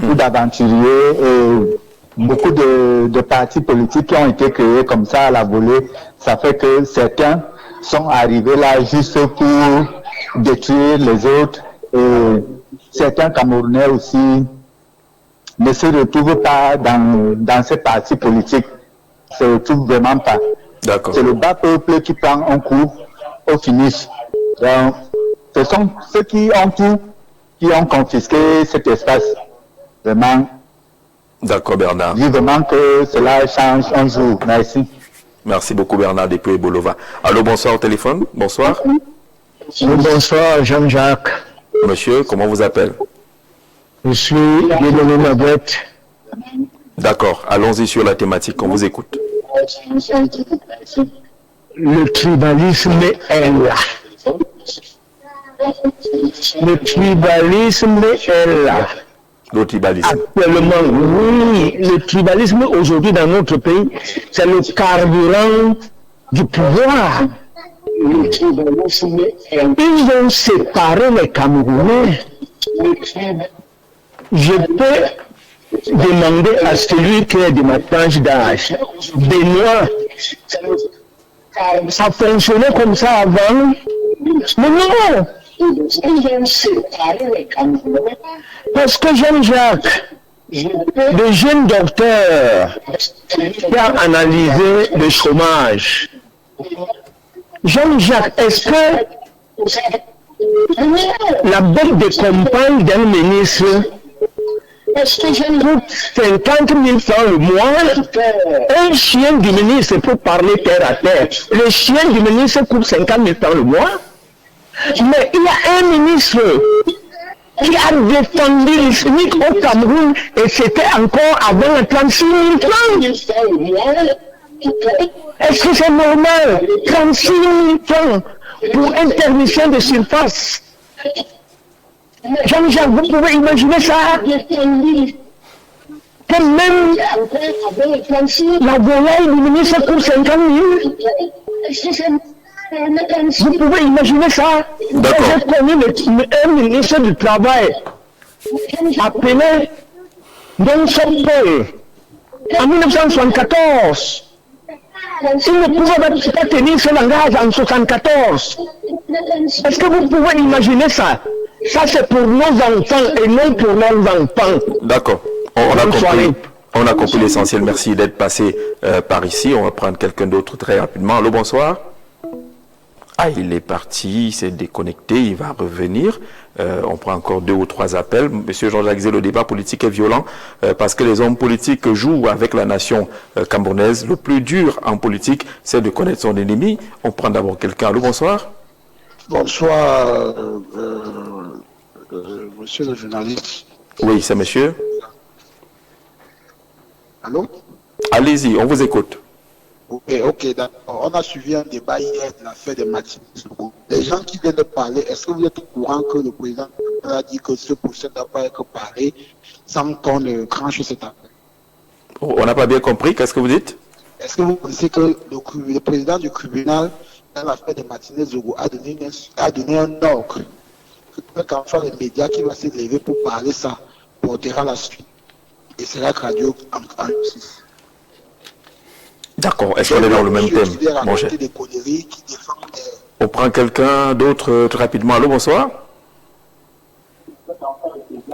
Oui, bonsoir, monsieur. Comment on vous appelle? Très bien, on va revenir aux appels juste avant la fin de l'émission. Benoît Feudieu. J'étais en train de vous expliquer pourquoi est-ce que la violence est structurelle sur ce plan. Alors, on entre dans la structure sociale, le régionalisme, le tribalisme, tout ce qui suit avec, où aujourd'hui, nous avons des leaders qu'au lieu de présenter l'idéologie, se renferment dans des groupes.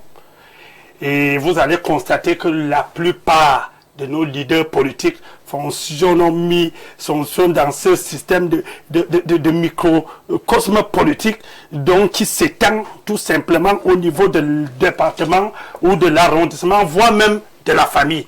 Alors, et tout ça là parce que on veut construire, n'est-ce pas, un certain rejet des autres pour pouvoir faire croire que non, quand vous allez vers l'autre, alors ce n'est plus la politique. Donc, il y a même la structure économique, parce que même ceux qui détiennent, même ceux qui ont le pouvoir, quand je dis ceux qui ont le pouvoir, ce n'est pas forcément en termes de régime en général. Quand ceux qui ont le pouvoir n'entendent pas généralement perdre le pouvoir, parce que il sait que quand il perd le pouvoir, il perd le pouvoir économique. Donc, pour dire tout simplement que c'est ce construit-là qui amène les Camerounais dans cette violence permanente. À tel enseigne, quelqu'un a pris l'exemple avec les plateaux de télévision.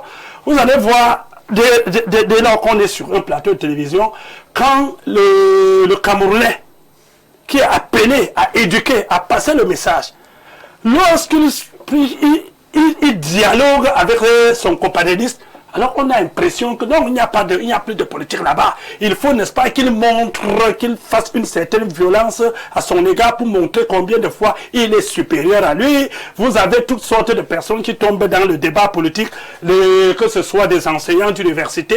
On y arrive sur un plateau, on dit bien débat politique. Ce n'est pas le débat politique qu'on veut démontrer, mais c'est plutôt l'individu qui veut vous montrer combien de fois il est positionné sur le plan académique.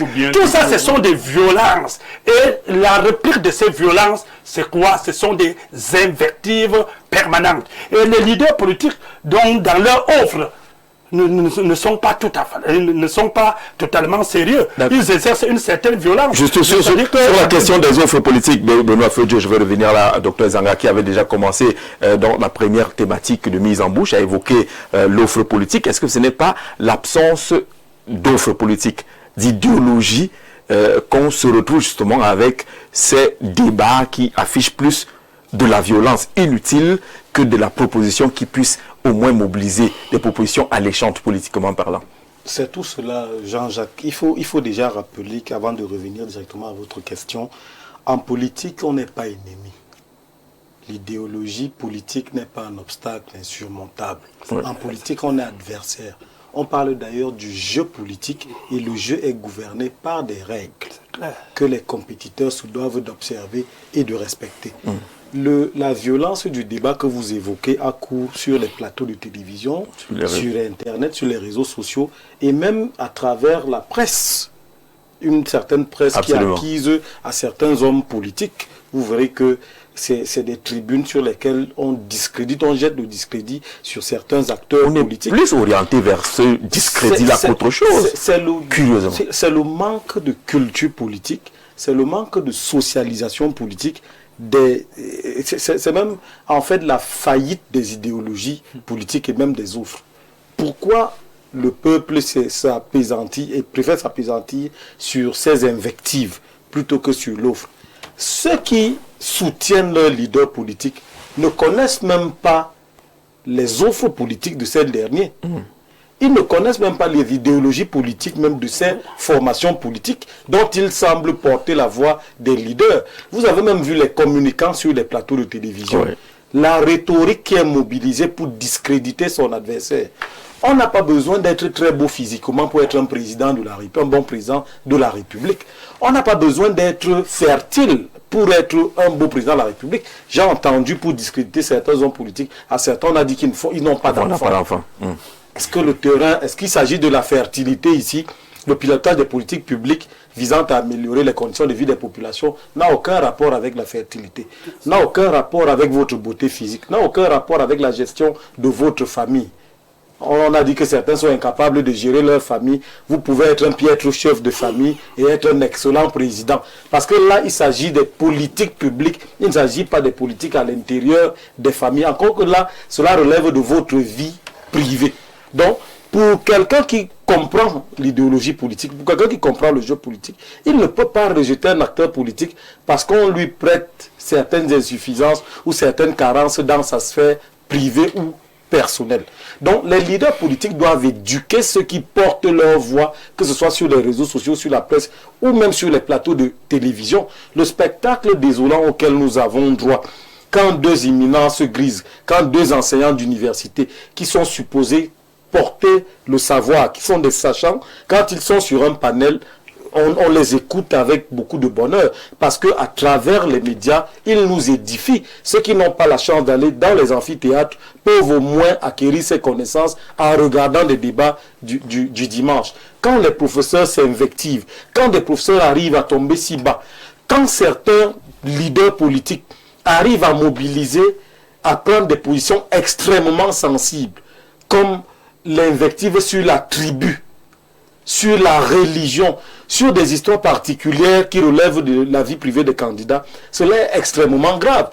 Celui qui souffre le plus, c'est le président de la République. On l'attaque jusque dans sa chambre, dans sa vie privée. Quand il se retire même, s'il peut même se retirer pour des soins médicaux, nous nous retirons tous les jours pour aller rencontrer nos médecins. Même quand on est jeune, on n'a pas besoin d'être vieux pour tomber malade. Mais ce n'est pas la santé du président de la République qui nous intéresse. Ce n'est pas sa vie privée. Certains présidents ont dirigé des États étant célibataires. D'autres sur fauteuil roulant. D'autres sur fauteuil roulant. Et si il arrive à atteindre les objectifs qu'il s'est fixés, à dérouler le programme politique qu'il a promis aux citoyens, électeurs ou alors à l'ensemble de la communauté nationale, c'est ce qu'on attend de lui, l'atteinte des résultats et peut-être aussi même le respect de la parole donnée, pour revenir à M. Soulé Oneoyolo, qui attend du président de la République le respect de la parole qu'il nous a donnée, à savoir la mise sur pied d'un gouvernement dans les prochains jours. Donc je pense que ce sont les leaders politiques qui enveniment et qui entretiennent ce climat, justement parce qu'ils n'ont pas de propositions concrètes, parce que ce sont les idéologies politiques qui s'affrontent et non les individus leaders pris de manière individuelle. C'est-à-dire que si Jean-Jacques Zé, vous êtes leader politique et moi également, je dois démontrer la vacuité de votre programme politique en faisant des propositions alternatives. Et vous également alliez me répondre avec une certaine pertinence sur le terrain de l'affrontement des programmes. Mais si je mobilise donc d'autres éléments pour vous faire tomber, cela vraiment, si le peuple pense là en compte, vraiment ça signifie qu'il manque de culture politique. Réaction de Moubarak sur cet aspect-là. Moi je voudrais qu'on revienne à la base même. Pourquoi est-ce que les acteurs mobilisent la violence? Parce que je ne veux pas qu'on voie cela comme quelque chose qui soit forcément hors du commun. Ce n'est pas quelque chose qui est propre au Cameroun, ce n'est pas une réalité essentiellement camerounaise. Je vous ai dit tout à l'heure que lorsqu'on est dans le champ politique, il s'agit d'un champ de lutte, il s'agit d'un espace de bataille, on ne vient pas se faire des C'est les batailles qui ont des règles idéologiques. Selon vous, c'est pas la lutte traditionnelle. Si vous affrontez physiquement, écoutez, parce que nous avons un désaccord. Si on devait... Vous lisez ça dans les mains sales. Là, on quitte l'idéal pour aller dans le réel. C'est-à-dire, je ne voudrais pas qu'on reste dans un débat où on est dans l'arrêt qui est dicté. Non, mais on est d'accord que c'est une lutte idéologique. C'est ce qu'on va dire. Ce qu'on devait mettre à l'avant, c'est l'idéologie. C'est la vision politique. C'est de rendre compte du réel. Pourquoi les acteurs mobilisent la violence? Parce que ceux qui mobilisent la violence, il faut le dire, ils ne sont pas déterminés. Ils ne sont pas agis. C'est-à-dire que... Voilà, quand vous avez le professeur Kamto qui vous propose quelque chose, vous venez répondre en disant qu'on a vu une vidéo de toi quelque part en plein débat homosexuel. Ce personnage de sa vie. Est-ce que ça rentre dans le combat? Est-ce que ça rentre dans cette lutte politique que nous cherchons? Lorsque l'acteur le fait, pourquoi est-ce qu'il le fait? Parce qu'il faut dire que celui qui nous écoute sache pourquoi est-ce que ceux qui mobilisent cette violence le font. Et c'est ce qu'il faut ressortir. Je vous ai dit tout à l'heure que le but de la violence, en tant qu'instrument d'action, fût-elle illégale, on est dans la violence du débat politique. Il ne faut pas qu'on comprenne la violence dans le sens global, des coups de poing, des machettes, mais dans le débat politique. Le but de la violence dans le débat politique, et même en politique en général, ne vise qu'à éliminer des acteurs, des concurrents. Il faut comprendre... Tous les coups sont permis alors? C'est ce qu'on est en train d'observer. Non, justement, c'est donc l'observation qui nous amène à débattre. À l'intérieur du système, à l'intérieur des acteurs du système, lorsque des documents sensibles qui servent à tirer sur un acteur, pilulent la toile, font le tour de la toile, pourquoi ça se fait? Parce qu'on veut décrédibiliser cet acteur-là au yeux de la population. Je suis sûr que ceux qui vendent des documents contre un certain nombre de personnes, si on reçoit également les leurs, ils sont même peut-être beaucoup plus pires que... On doit passer le débat politique, qui est idéologique, qui devrait être celui qui nous intéresse. Non, parce que ailleurs, on sait que voilà un démocrate, voilà un républicain, voilà ci ou ça, voilà un travailliste. Ce message doit être en mesure de distinguer entre la violence produite pour vous le mettez au travail. Ce que tu reçois là, c'est à toi de faire le tri. Nous, on n'a pas... Qu'on ne l'enseigne donc pas, et qu'on le laisse donc boire cette violence-là comme ça, tel que c'est venu, quand un gars aille sur Facebook, écrive n'importe quoi sur Jean-Jacques V, et qui, bon, lui comprend ça naïvement, il se dit, ok, Jean-Jacques V, c'est l'homme à abattre, il ne peut pas être président, il ne peut pas être ministre, parce qu'il a fait telle chose qu'il a entendu dans les réseaux sociaux. C'est ça mon problème. Mais toi, tu es venu avec quoi? Si toi, tu ne veux pas que moi je sois président, toi, tu proposes quoi donc? Moi, je voudrais qu'on amène les Camerounais à comprendre que toute cette violence qui est mobilisée, en réalité, ne font que partie des ressources des acteurs politiques dans le but Non, est-ce que je l'explique. Même la politique a des mauvaises pratiques. La politique a des règles quand même. Non, on ne va pas accepter ça dans le contexte. D'accord, docteur Bouye, réagissez rapidement. Ce n'est pas acceptable de vouloir justifier. Non, il ne s'agit pas de justifier, mais il s'agit d'expliquer. De dire à la population ce qui se passe exactement.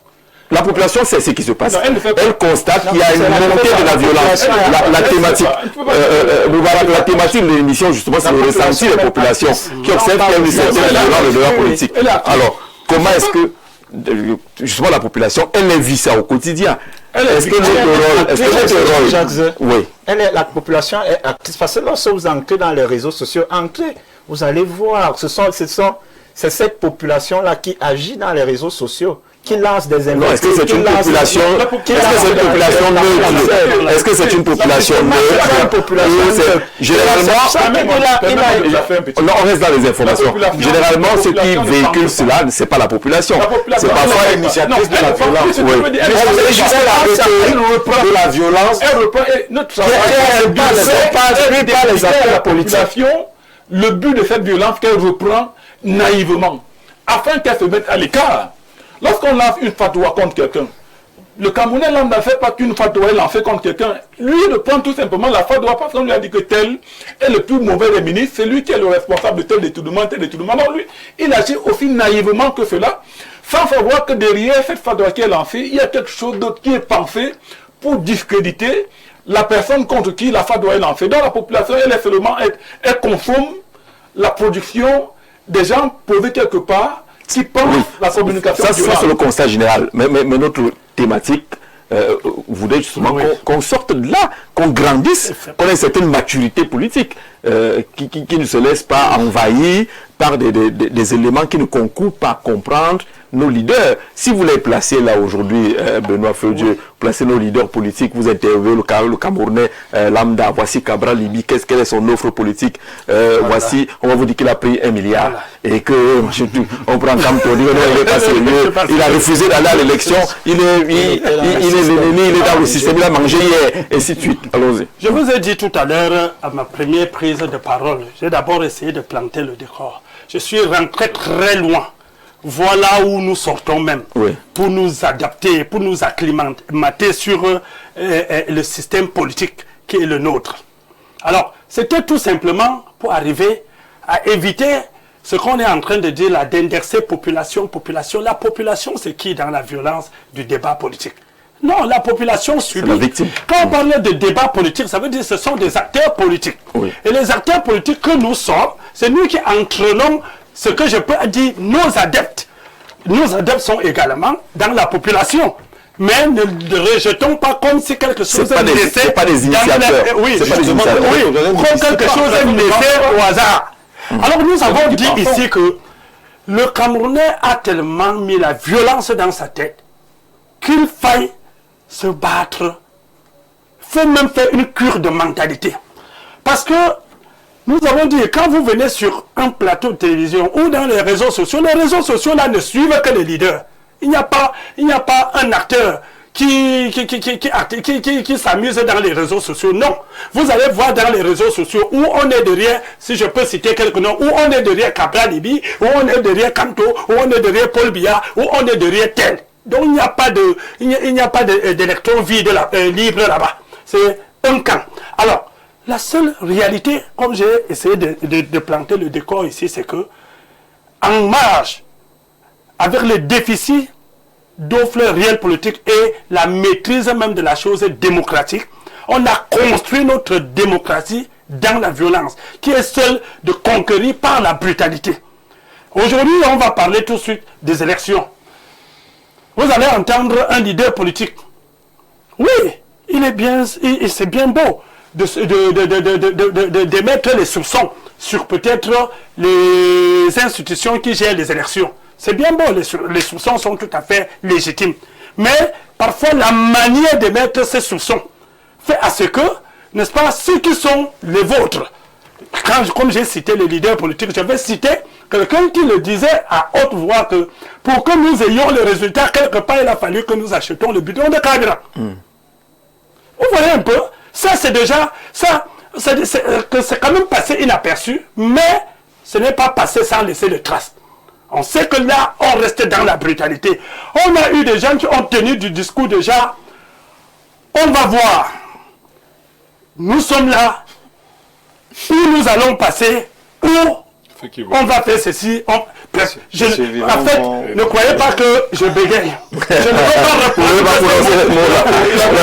voudrais pas prononcer ces mots choquants qui ont animé notre scène politique. C'était juste pour dire la partie là, pour démontrer. Et puis on vous affiche sur les réseaux sociaux. Pour démontrer qu'il a dit ceci. Je le dis pas pour m'adresser à mes copanélistes pour dire non, laissez la population comme ça. Tout ce que vous voyez de violent là sort derrière les leaders politiques, les responsables des partis politiques. Même quand nous avons parlé des intellectuels qui viennent sur les plateaux, non, il y a très peu d'intellectuels qui peuvent afficher une réelle neutralité.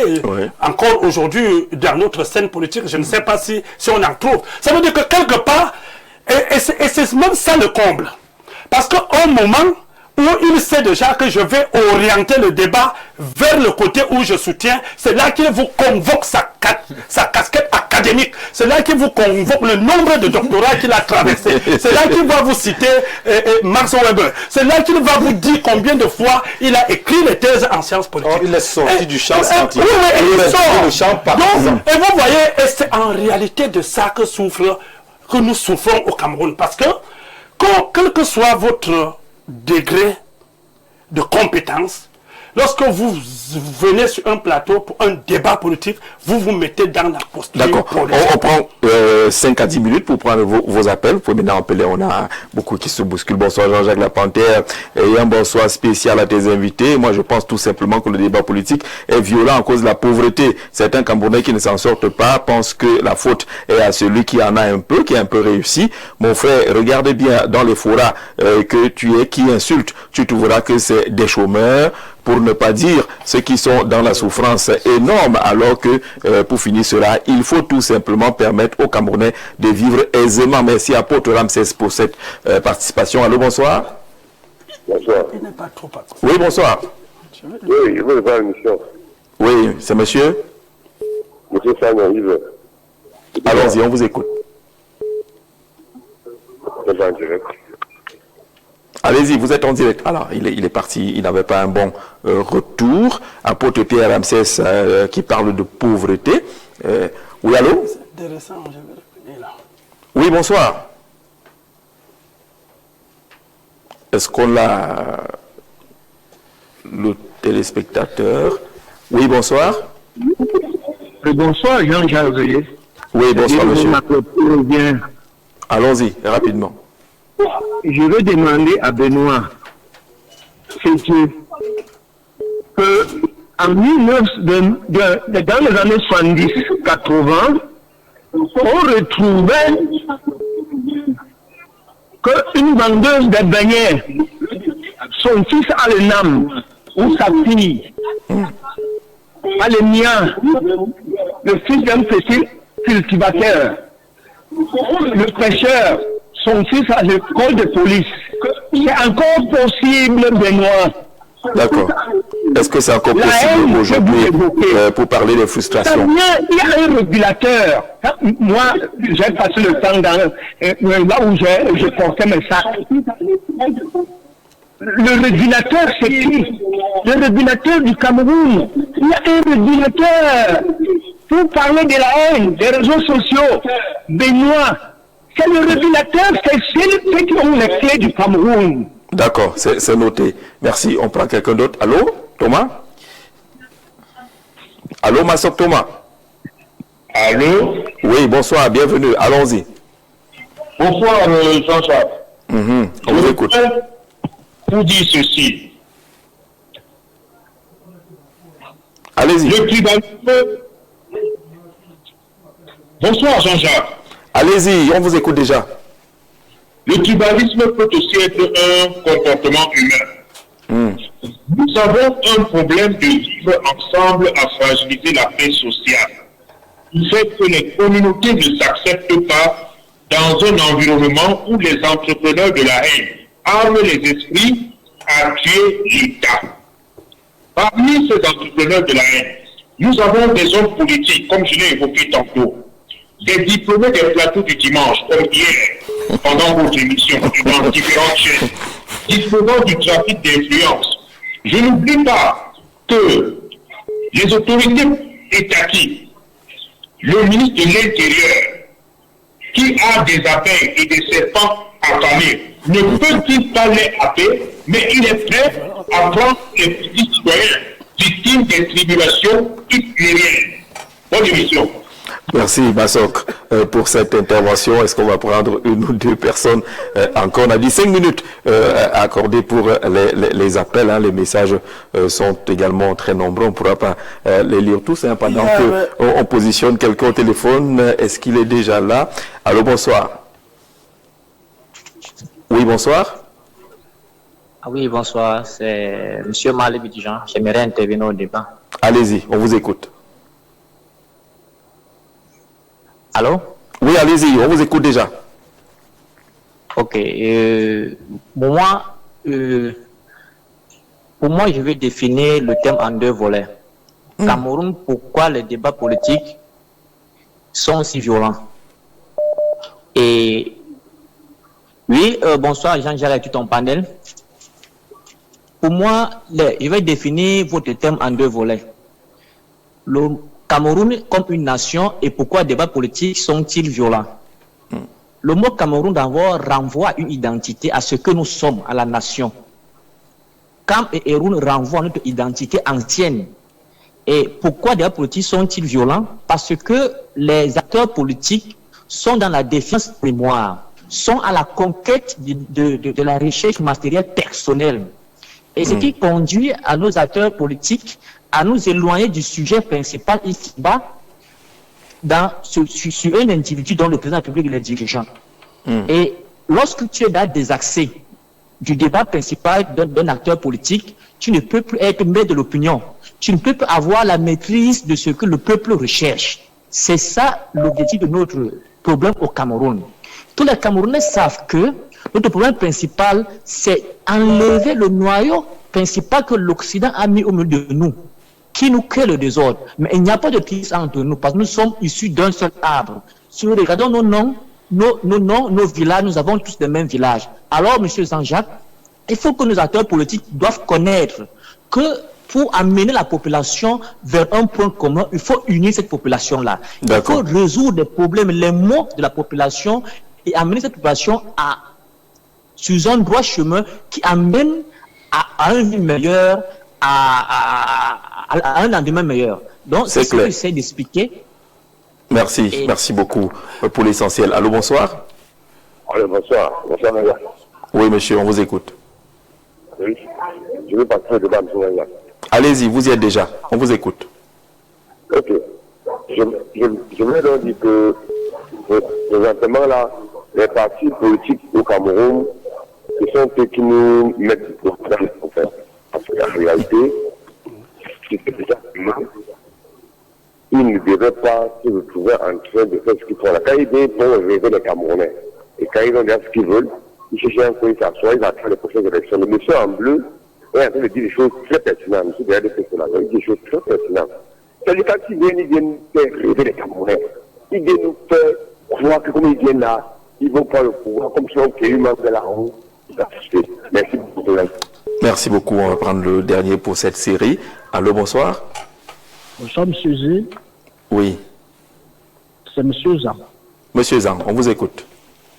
Monsieur Zé, je suis à la quarantaine. Et quand j'observe bien la scène politique au Cameroun, la violence a ressurgi depuis l'élection présidentielle de 2018. 2018. Que le discours politique est devenu très violent au Cameroun. Très extrêmement violent. J'observe bien. Depuis 2018, les gens ont mis en tête qu'il peut avoir changement au Cameroun par la rue.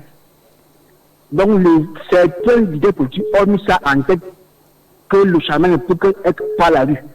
Et c'est pourquoi ils font même les pieds. Ils disent que même les pieds pour que le Cameroun bascule. D'accord. Quand un homme politique qui a le vent en peu peut dire que les suivants vont laisser arranger le pays. Un homme politique, dans ces 6 mois, était le président. J'ai arrêté ce monsieur le même jour-là. Je l'ai arrêté. D'accord. Merci. Monsieur, on a 2 minutes chacun pour réagir aux interventions des Camerounais sur la pauvreté. Sur la pauvreté. Que ce qu'on voit là aujourd'hui, c'est la pauvreté. Ventre la famille cherche comment s'exprimer. Très bien. Apôtre Ramsès l'a dit. Il y a même l'intervenant qui a posé la question, est-ce qu'un enfant peut faire le concours de la police aujourd'hui et réussit? Un enfant d'une vendeuse de billets, par exemple, comme ce fut le cas par le passé. Je vais dire oui, comme je peux dire aussi non. Parce qu'en fait, nous n'avons aucun instrument de mesure sur lequel on peut le dire de manière péremptoire.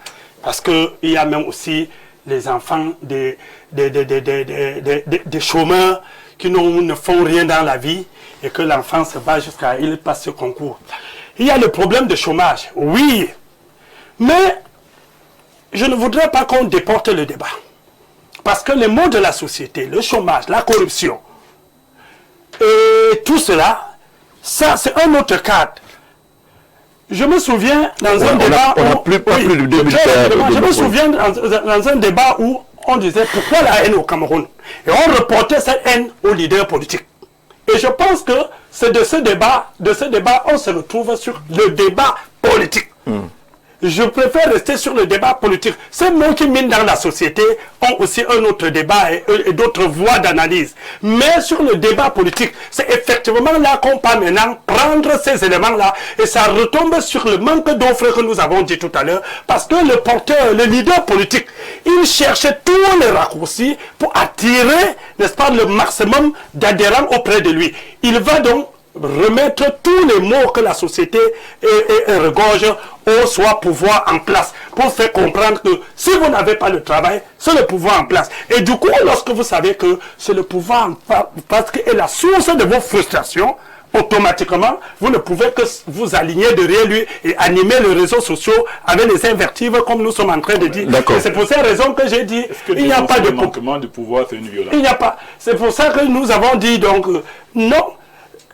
Nous avons dit ici qu'il n'y a pas de population neutre qui s'invective dans les réseaux sociaux ou sur le plateau de télévision. Que ce soit même la société civile, quand il l'engage, il conduit le débat vers un sens, il a un intérêt quelque part et automatiquement il ramène les gens. Et je crois que le dernier intervenant, pour que nous sortions de cela, comme je l'ai dit, il faut une cure de mentalité, que nous revenions, n'est-ce pas, dans le sens politique, donc une éducation totale de masse. Et ça, c'est une éducation, une auto-éducation. D'accord. Moubarak, le dernier intervenant a situé le début de cette violence au débat politique 2018.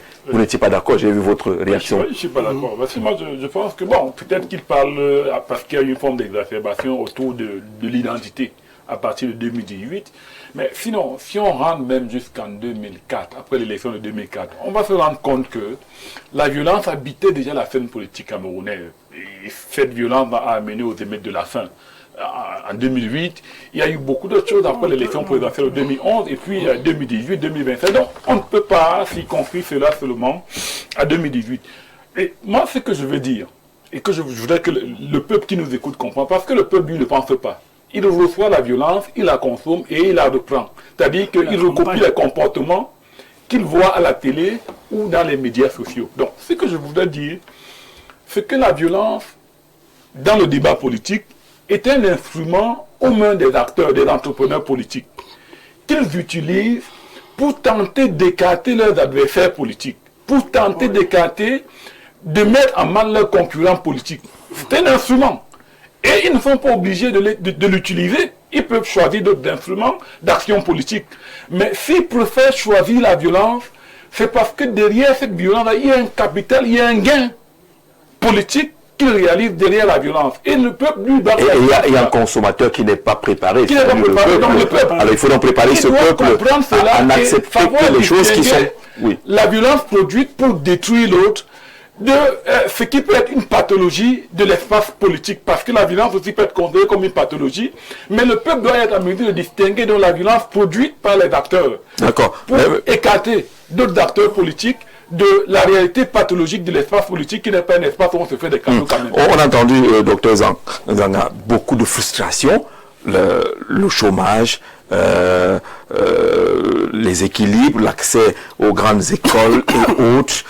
Il y a un décor, disent ces Camerounais-là, qui semble nourrir cette pauvreté qui se transforme en violence dans le débat politique. Mais ces frustrations que vous énumérez ne peuvent pas justifier la violence qui accourt dans le débat politique. Ces frustrations, justement, doivent donc trouver des solutions dans des offres politiques. Et les leaders politiques doivent inculquer à leurs partisans la culture du respect de l'adversaire. C'est-à-dire que l'homme politique ne doit pas s'arrêter à dire que, vous voyez, il n'a rien fait. C'est à cause d'eux que vous êtes en train de souffrir. Ils ont préféré mettre leurs enfants devant, ainsi de suite. Non, ils ne doivent pas les désigner nommément comme les responsables des malheurs des populations. Vous ne pouvez pas dire que c'est parce que quelqu'un, ministre, s'est construit une maison, il y en a qui rentrent dans leur vie privée, son chien a consommé quoi. Cela relève de sa sphère privée. On ne peut pas convoquer, ou alors il ne peut pas être désigné comme le responsable de tous les maux qui minent la société camerounaise.